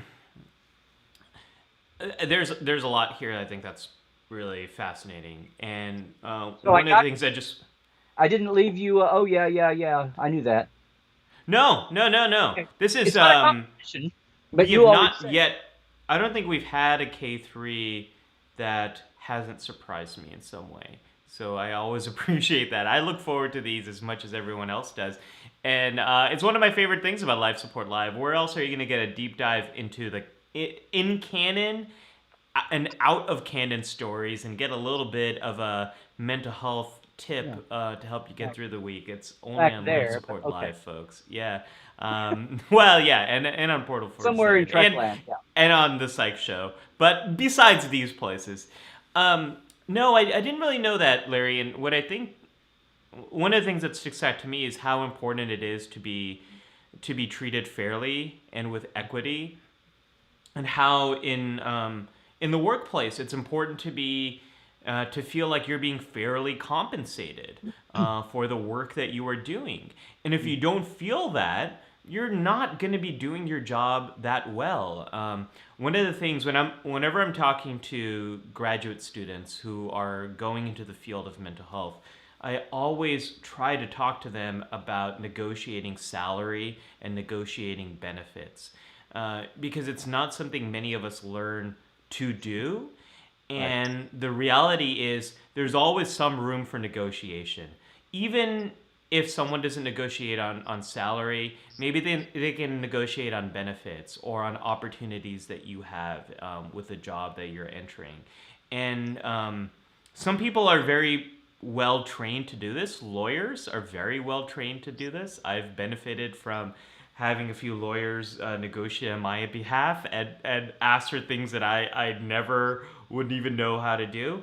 But it's a really difficult skill, and I'm glad Nimoy was able to get a bit more equity there. Because folks, we might not, had that not happened, we might have not seen more Spock. He might have left, and Star Trek would be very different. Totally You know, different. yeah.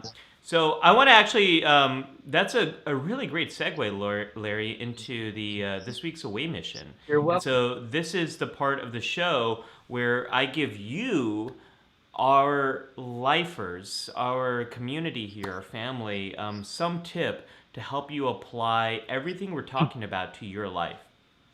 And the tip I wanted to share is actually about assertiveness. Assertiveness is about expressing your rights, and finding a way to express your rights in a situation where you might feel like you're not being treated very fairly. It's a very hard skill, Larry. I've struggled with this myself. Yeah, no, it's because when to express your rights also means you have to introduce some conflict, and it might be easier to avoid that conflict.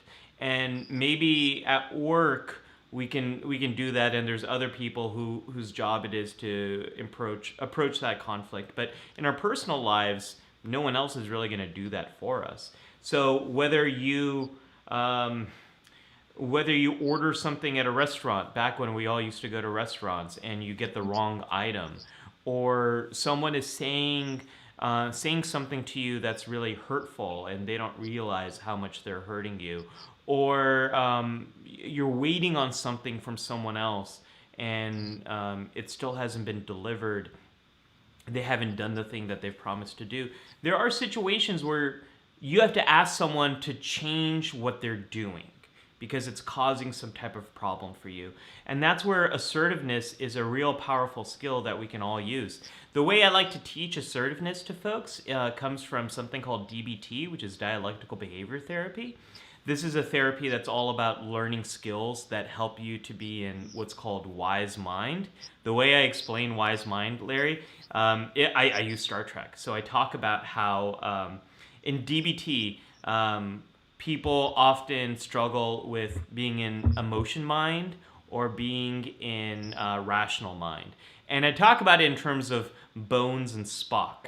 And we might find ourselves being a little too Vulcan at times, or a little too McCoy at times, and you green-blooded Vulcan. And what we really want is the integration of the two, which is wise mind. And that I explain that in terms of Shatner, and not in terms of Shatner, in terms of Kirk. Kirk was often Yeah. right. The pathos, logos, ethos. We want the integration of the two. We want to bring together the rational and the emotional side. And DBT is a treatment that really aspires to do that, help people to do that. Anyways, sometimes people push back on that, and they're like, "You're saying Kirk was the rational one, Kirk was the wise one," and I pushed back. I'm like, "Go watch Star Trek. Watch more Star Trek. Have you seen the damn show?" As Larry might say. Kirk is the one who's often listening to both sides and trying to find a way to take that middle path in between the more emotional and the more logical path. At least for movies, everything changes. Here's a new hashtag. Everything changes in the movies. It's suddenly all about, it's the end of the Earth. We're the only ship in the quadrant. Blah blah blah. Yeah, and the Enterprise is always the only ship within range. It's like, build some more starships, Starfleet. Come on. Right, but it's like but what you were just saying though, it's like that is the truth. But then a lot of people think, because the movies have such a big footprint, it's kind of like you say Monty Python and people think of the movies, and I go, no, the series. Same thing with Star Trek. Yeah. People, just like you just said, people say, what do you mean Kirk breaks rules all the time? Well, he did, but it was really, that was more he plunges into V'ger. He takes back control of the ship when he shouldn't. He he runs to Genesis when he's told not to. They're up for court. I mean, that whole rule breaky thing of Kirk is really during the series is when he's being he does take off at times, yeah, sure, and is impetuous. But as far as the big picture and the plot resolution, he's I just want to say that. But it heightens that whole thing about things. It's like, before the movies, or yeah, but not in the movies, or the movies change. Yeah, which is the same for the Next Generation And cast too. yes, yeah, excellent. Picard and Data are suddenly the core relationship of the Next Generation. It's amazing to me how they switch places. How this original series starts off as a '60s show and gets very ensemble-y in the movies. Yeah. And Next Gen starts off as the ensemble and gets very '60s in the movies. Yeah. Yeah, absolutely. Before I explain this skill of assertiveness, just a couple of comments. Victoria says, "I use Cisco for Wise Mind." Love it, Victoria. That's fantastic. I think Cisco is a great example of that too. And then Libby says, "There's no room for compensation in the jobs I've had. Take it or leave it. Most government jobs are that way." And you're absolutely right, Libby. This skill and negotiation can still be a big asset when you're trying to negotiate work that you're given, delegating that work to other people, especially when you might have a lot on your plate, or maybe negotiating opportunities in your role that might help you to get advancement. I think a lot of us, especially those of us who might struggle with anxiety, like I have in so many different parts of my life, we might shy away from those conversations, and as a result, we might be taking on more than what we really need to, or we might be taken advantage of in certain situations. Or the place where I use this skill the most, Larry, again, something that we used to do in the before times, was a movie theater. I really have a very hard time watching a movie when someone else is talking during the movie. And what a concept. I know. I have used this skill so many times because I cannot be present and watching a movie when someone else is talking as well. So the skill from DBT, it's called Dear Man.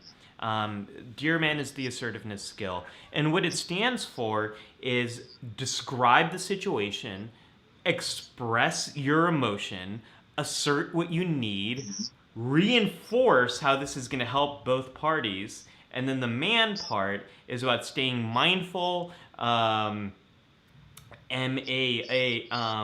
is, God, I'm blanking on the A. I'm going to have to look up my notes. Oh, appear confident and negotiate, right.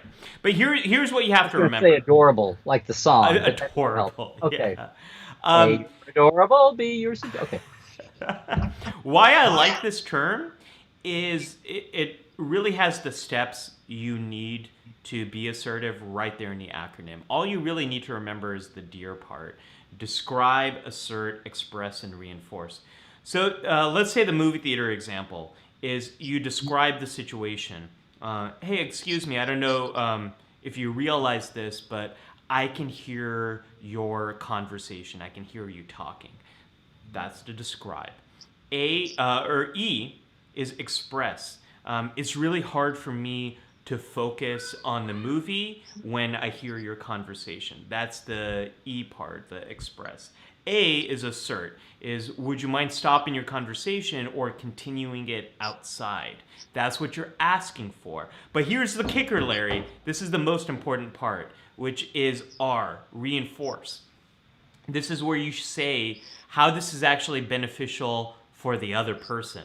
Not just for you, but how this is going to help the other person. And what I always tell people is I don't want anyone here getting really upset at you for hearing this conversation either. And I think it would just, I want to make sure that no one gets upset at you for this. So that's the Dear Man skill. Describe the situation, express how it's impacting you, assert what you need, and talk about how this is going to be good for everyone involved.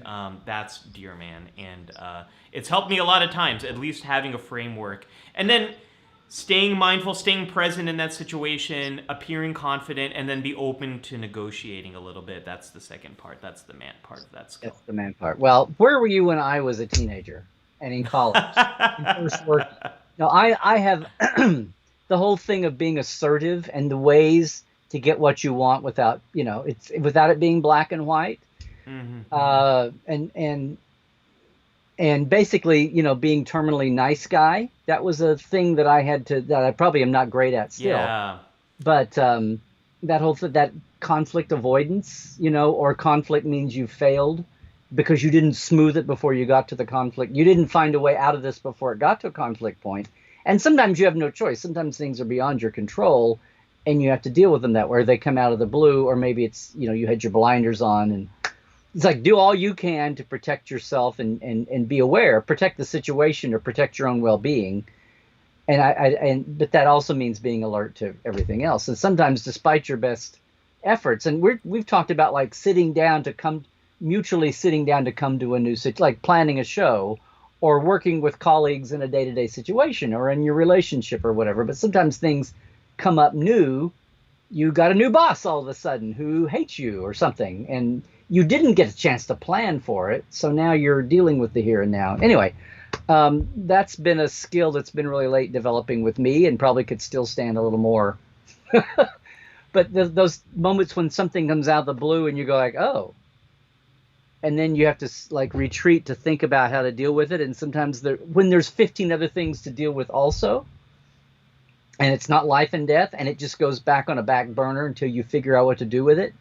But meanwhile, you suddenly realize that 8 years have gone by and you didn't, or, some amount of time has gone by and you didn't get it off the back burner to deal with it, because not so much you were afraid of it, because you knew that it was going to take time and energy and maybe learn a new muscle, emotional or even physical. Anyway, those kinds of things, that putting off that negotiation that you're going to have, but it's on those, okay, I'm going to have to do this. And that's been my thing.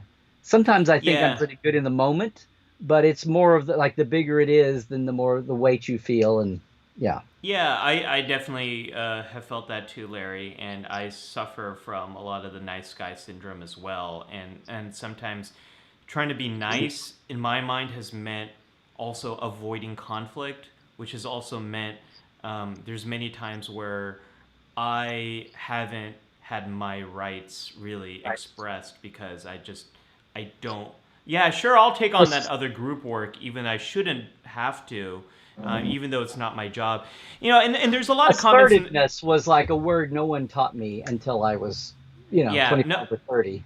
No, same here, Larry. I only learned this in grad school, and there's a lot of feedback in the comments section. Some folks are saying, I'm taking notes for work. Some people are saying that there's no way if I did this at work, I would get fired.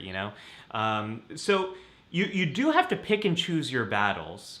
And I would not do this in the movie theater if I feel like I am in an unsafe situation.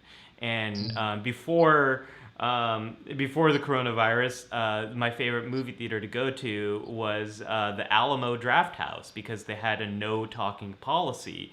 And sometimes it means asserting yourself to some type of authority figure who has the authority to be able to handle the situation. So you got to pick and choose your battles. But I think the one thing people can take from this is when you are talking to other people, really think about how making a change would be in their best interest. That's the R part of Dear Man, is really reinforce how this is going to be good for someone else. Come up with a win-win.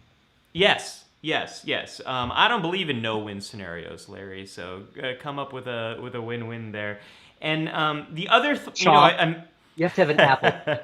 Okay. Right. In either timeline. Yeah. It works for both Kelvin and Prime.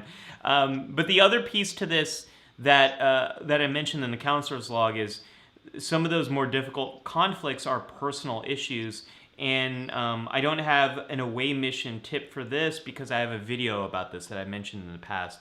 If you look at my video, Listen Like a Therapist, that gives you some of the skills as to how to deal with that type of conflict that you might have with someone else and it's become personal try out some of those skills that I've mentioned in the Listen Like a Therapist video, and that'll be helpful for you.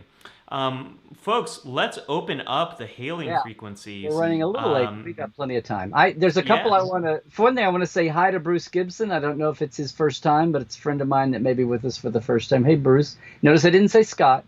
But Rose Kirby, way back. Hey, Rose. She had a good question. She said, "So how do you negotiate inner conflict with yourself?" Ooh.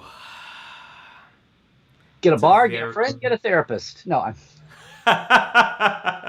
Well, Larry, I think you're onto something there. Well, So Rose. I would say that's a great question, Rose, and I would say it comes down to getting perspective. Sometimes we can get that perspective by writing a letter to ourselves. Sometimes we can get that perspective by journaling. Sometimes we can get that perspective by doing something called the empty chair technique, which is talking to ourselves, imagining that we're sitting in that chair and talking to ourselves about this conflict that we're having.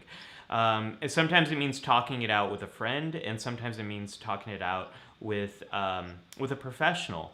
But we really need to get out of our head a little bit and have that conversation. If you have no one available to you, journaling about it. I've mentioned this on the show before, but journaling for about 20 minutes a day for about 4 days in a row is often what is helpful to get unstuck with this conflict you're having with yourself. When I was in grad school, I was struggling very much so with procrastination. And my therapist recommended that I write a letter to myself. And I did that. And in the letter, I expressed a lot of anger that I have towards myself, and also a lot of fear of failure that I have, and a fear of what's going to happen if I really try to do this work that I have to do. And I needed to get that perspective. I needed to get out of my thoughts and have that conversation with myself in order to do that. So that would be the tip. Larry, Dr. Trek nailed it. You had the right I'm answer. just reading Rose's question. I thought it was a good question. Yeah.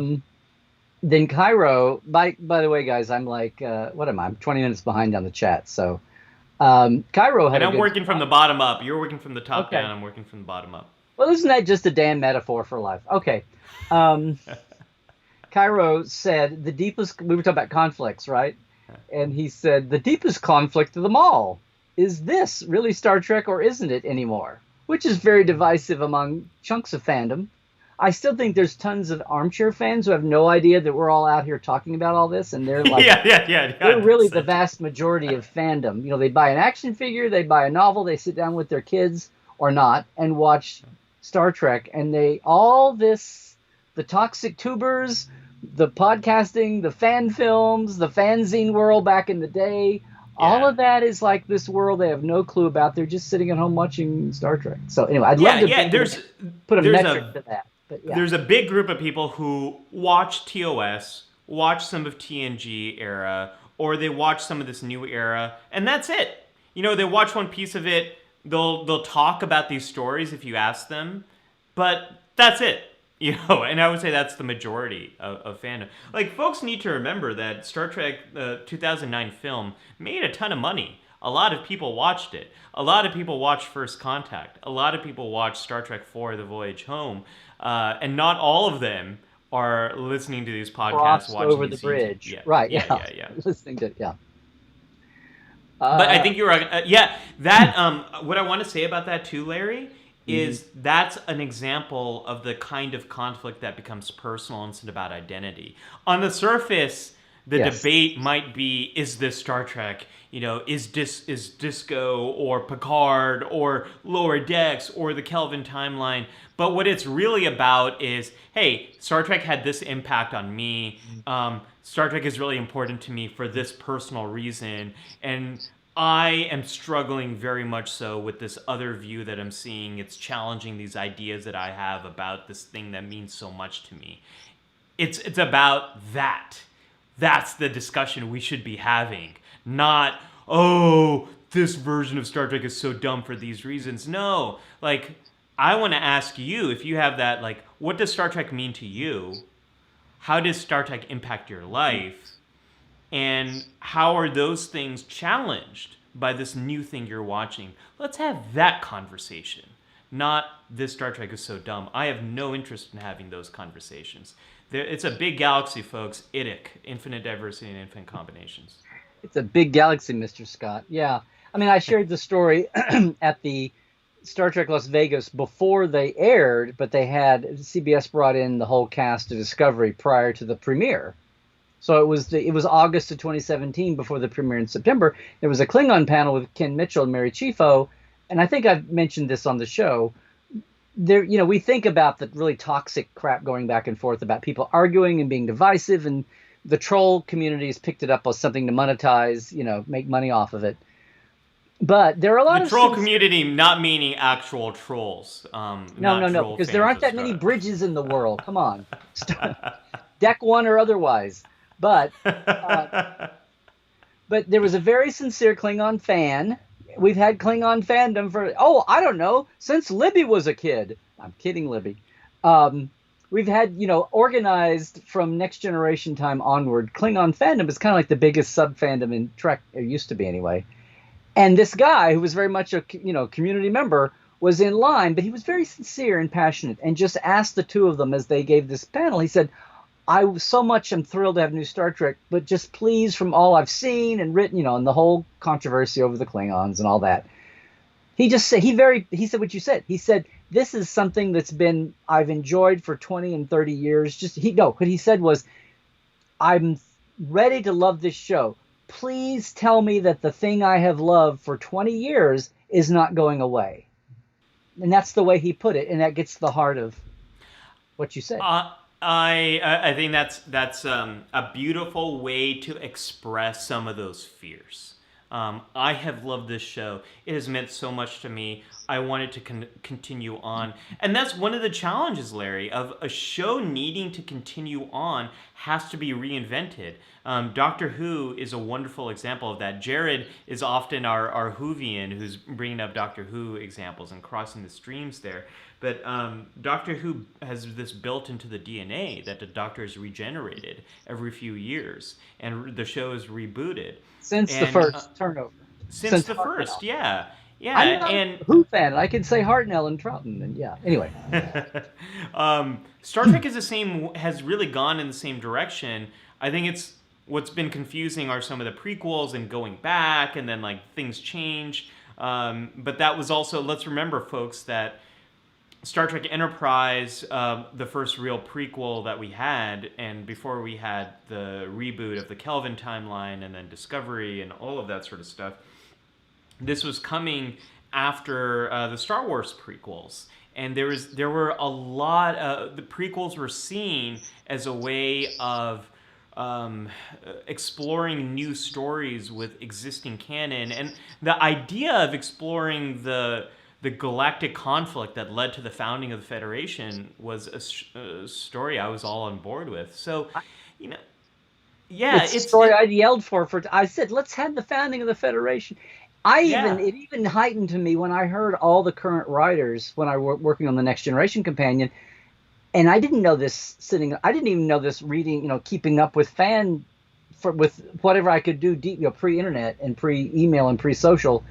The most I could keep up with was reading some of the really in the know magazines and letter columns and things. But I didn't realize this whole line about Gene wants his perfect humans. It's hard, so that burns up a lot of writers. Star Trek chews them and spits them out, right? And that's why DS9 was formulated the way it was. That's why Voyager was formulated the way it was. And I've just lost. What were you just saying? I've lost my train. You were just saying. Oh, I was talking about Enterprise and the founding of the Federation. I kept saying, guys, then do founding of the Federation. Show our heroes making mistakes. They don't have the Prime Directive. They don't have technology that saves their ass automatically. They've got older everything, older values, older rules, older tech. But they can still be heroes, and we can watch them make mistakes, and it can lead into what we know of Kirk and Picard. It was the most natural thing in the world to me. And then I see fans go, and this is my old soapbox about, it's going backwards. Star Trek's about going forwards. And I always go, shut up. This is in the future. This is still It's still this our is future. but that Right. gets back to my assumption, which is Star Trek is this huge canvas with so many holes unexplored. That Yeah. includes dimensions and timelines as well as the prime timeline. But it's like I have been screaming for stories set in all these different eras, and And now we're getting those it. people would wipe out like 2/3 of the story potential of future Star Trek, and I just couldn't. I didn't get that mentality. Yeah, there's a lot there I want to Understand, follow up I'm on, an Larry. oddball fan in a lot of ways, so yeah. One thing you mentioned is it reminds me of something I wanted to say earlier. I It, talked it, about it intractable conflicts, and I talked about how often you need a neutral party that isn't really seen as more powerful to negotiate some of these intractable conflicts. We saw that with the humans, Andorians, and Vulcans. So the humans were not a powerful presence in the quadrant, quite the opposite. And the Vulcans and Andorians were in this long, intractable conflict, in the same way that the Romulans and Klingons are. And it took the humans, this not powerful force in the quadrant, the to babies. help bring down the hostilities and help them to identify some areas where they can cooperate together. And a lot of times in intractable conflicts, you need someone like the humans who are not this powerful force, but this other thing that's coming in on the side. The other thing, Larry, that you mentioned, this gets to what Glenn is saying right over here. Glenn, I love your comment. I love the idea about talking about why X version of Star Trek is in conflict with what my Star Trek means to me. I think that would lead to some wonderful conversations. Glenn, those are the conversations I so miss having, because those are the conversations I have at conventions all the time. Those are the I should say those are the kind of conversations that we used to have, and sometimes they would get a little heated. yeah. But it really got to the point of like malaise. You had whenever something is new before it's assimilated into the tapestry of fandom, like early next gen, the early movies, early next gen, and then the split with Voyager and DS9, and DS9's new way of telling stories when it finally found a way to do that, and just everything. There's always been point. It's just that now we have social media to amp these things up, and Yes. we've got sadly ways that people are monetized to amp things up, or Yeah. they either find it. So now you've got profit motive behind divisiveness. Profit. Right. But I miss the days we would say, oh, well, I like Voyager better than DS9. Well, I like DS9 better than Voyager. Yeah. Hey, you kids, Yeah. it's a dessert topping and a floor wax. I mean, Saturday Night Yeah, Live. there's a lot of good research But now that everything, it's like we just totally skipped that level and online. Now, in real, I say this, no one's ever toxic in real. How many times have you, the worst of online fandom, have you ever seen when you've been at a live event? It's like it doesn't yeah, exist. yeah. When One you of the put things people back together with human connections, we're back to being fans again and just talking. It's yeah, a online where couple that whole layer a comes from. couple of texture I want to add to what you just said, Larry, is the face-to-face eye contact is how we've evolved to interact, and when we don't have that on the internet, it's a bit easier to be more inhuman to each other, or inhumane to each other. The other thing I want to say is there's documented evidence that the more emotional media a tweet, a YouTube video is, and the more it attacks an identity, the more it, especially anger, the more likely it is to go viral. And that's what we see with a lot of these videos, but it doesn't really reflect the majority of fans, and it doesn't reflect what we see at conventions. There's a great comment here by Cairo again. We need to remember it's a TV show, not a documentary about the actual future per se. It's not real. What makes it real to us is that we imagine on top of it. Yes, I said we imagine it. And only then is it real. We imagined it, and it's real. It is real. I created it. We're creating this ourselves. And Larry, we used to think about terms, and we used to think about the known universe, and now we think about the multiverse, and we think about the universes that might be beyond our ability to see. And we're now seeing the Star Trek universe that is very different than the 90s. And the cinematic universe of Star Trek in the 90s was very much linear moving forward.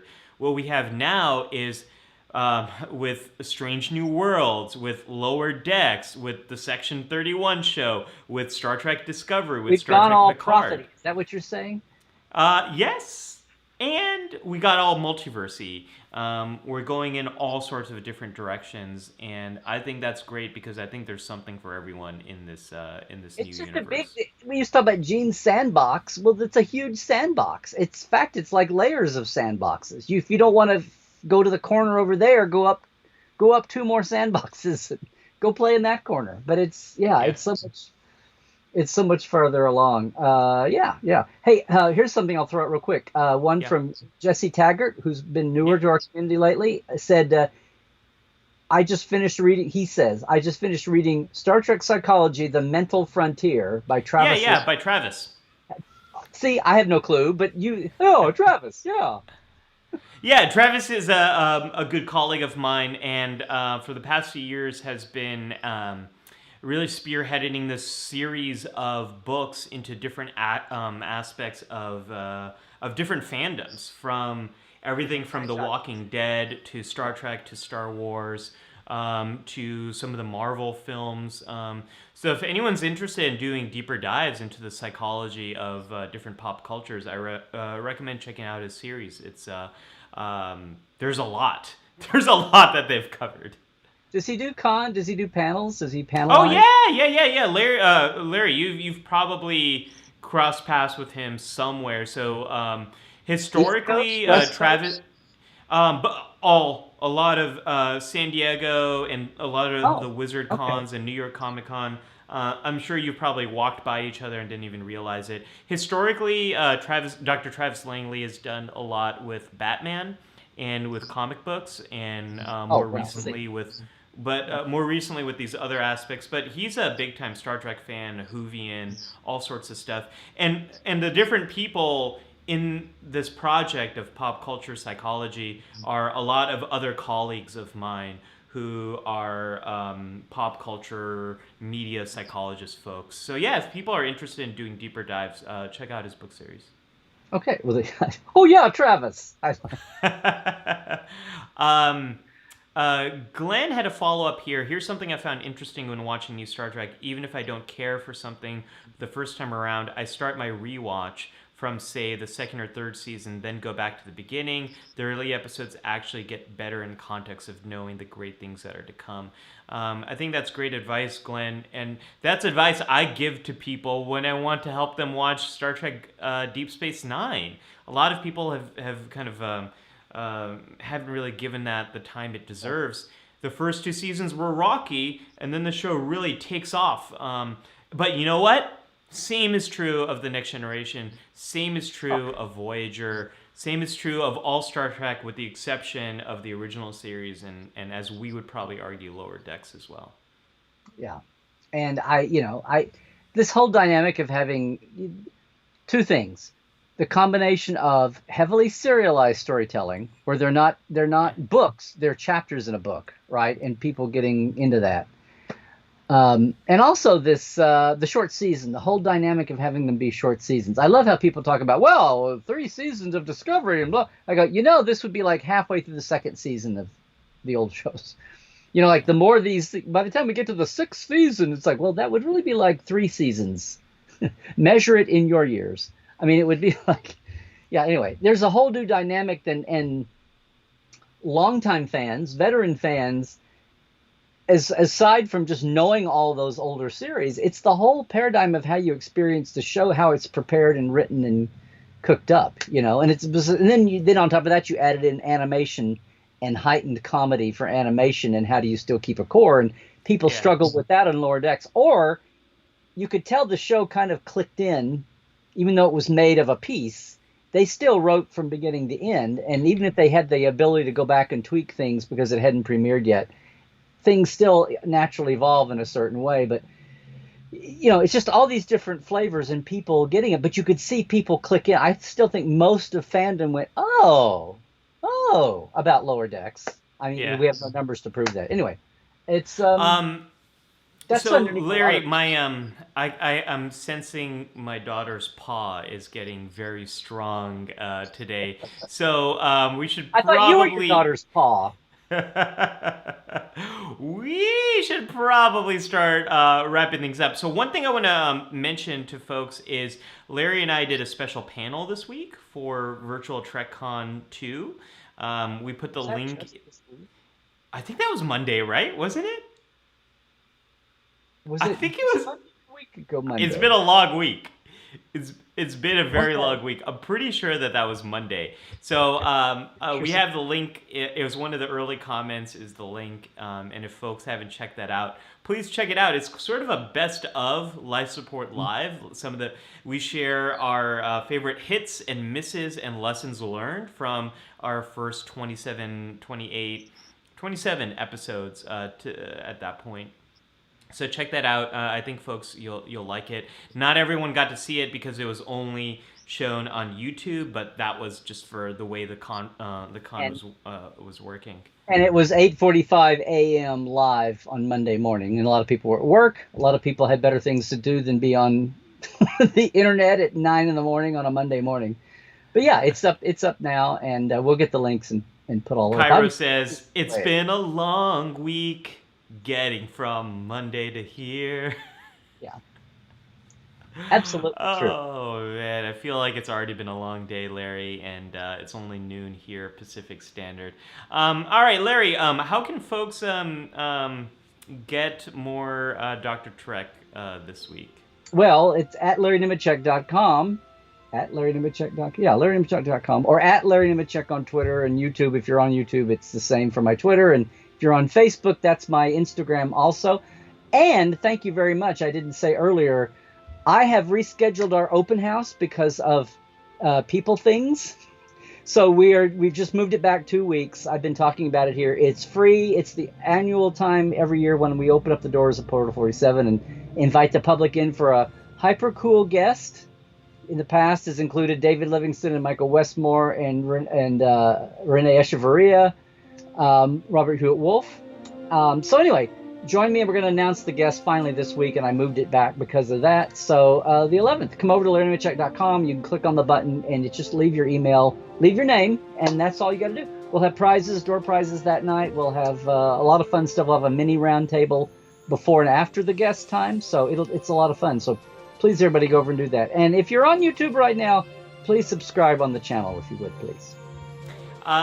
We have a lot of cool stuff in the works. Want to do a big shout out to Scott in our community here. Scott has been, Scott Martin, thank you. He's been helping us to get these episodes ready, the past episode collection ready for our podcast.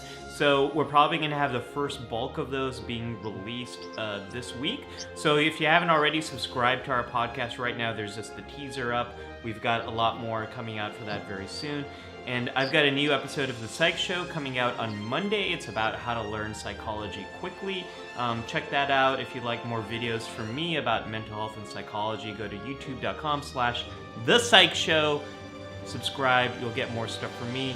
I'm at Mattu on social media. Larry, your social media handle? At Larry Nemecek on Twitter. And whatever you're watching me on right now, also on Tuesdays, we have Trekland Tuesdays Live that I've been doing for 3 years now, or maybe 4 years, maybe. 1 o'clock on Tuesdays, Pacific time, that is, 4 o'clock Eastern, etc., etc. So join me. I have a topic, and then we have Q&A chat like this, and other surprises. You never know what's going to happen. Until next time, folks, live long and prosper. Oh, Trek well, everybody.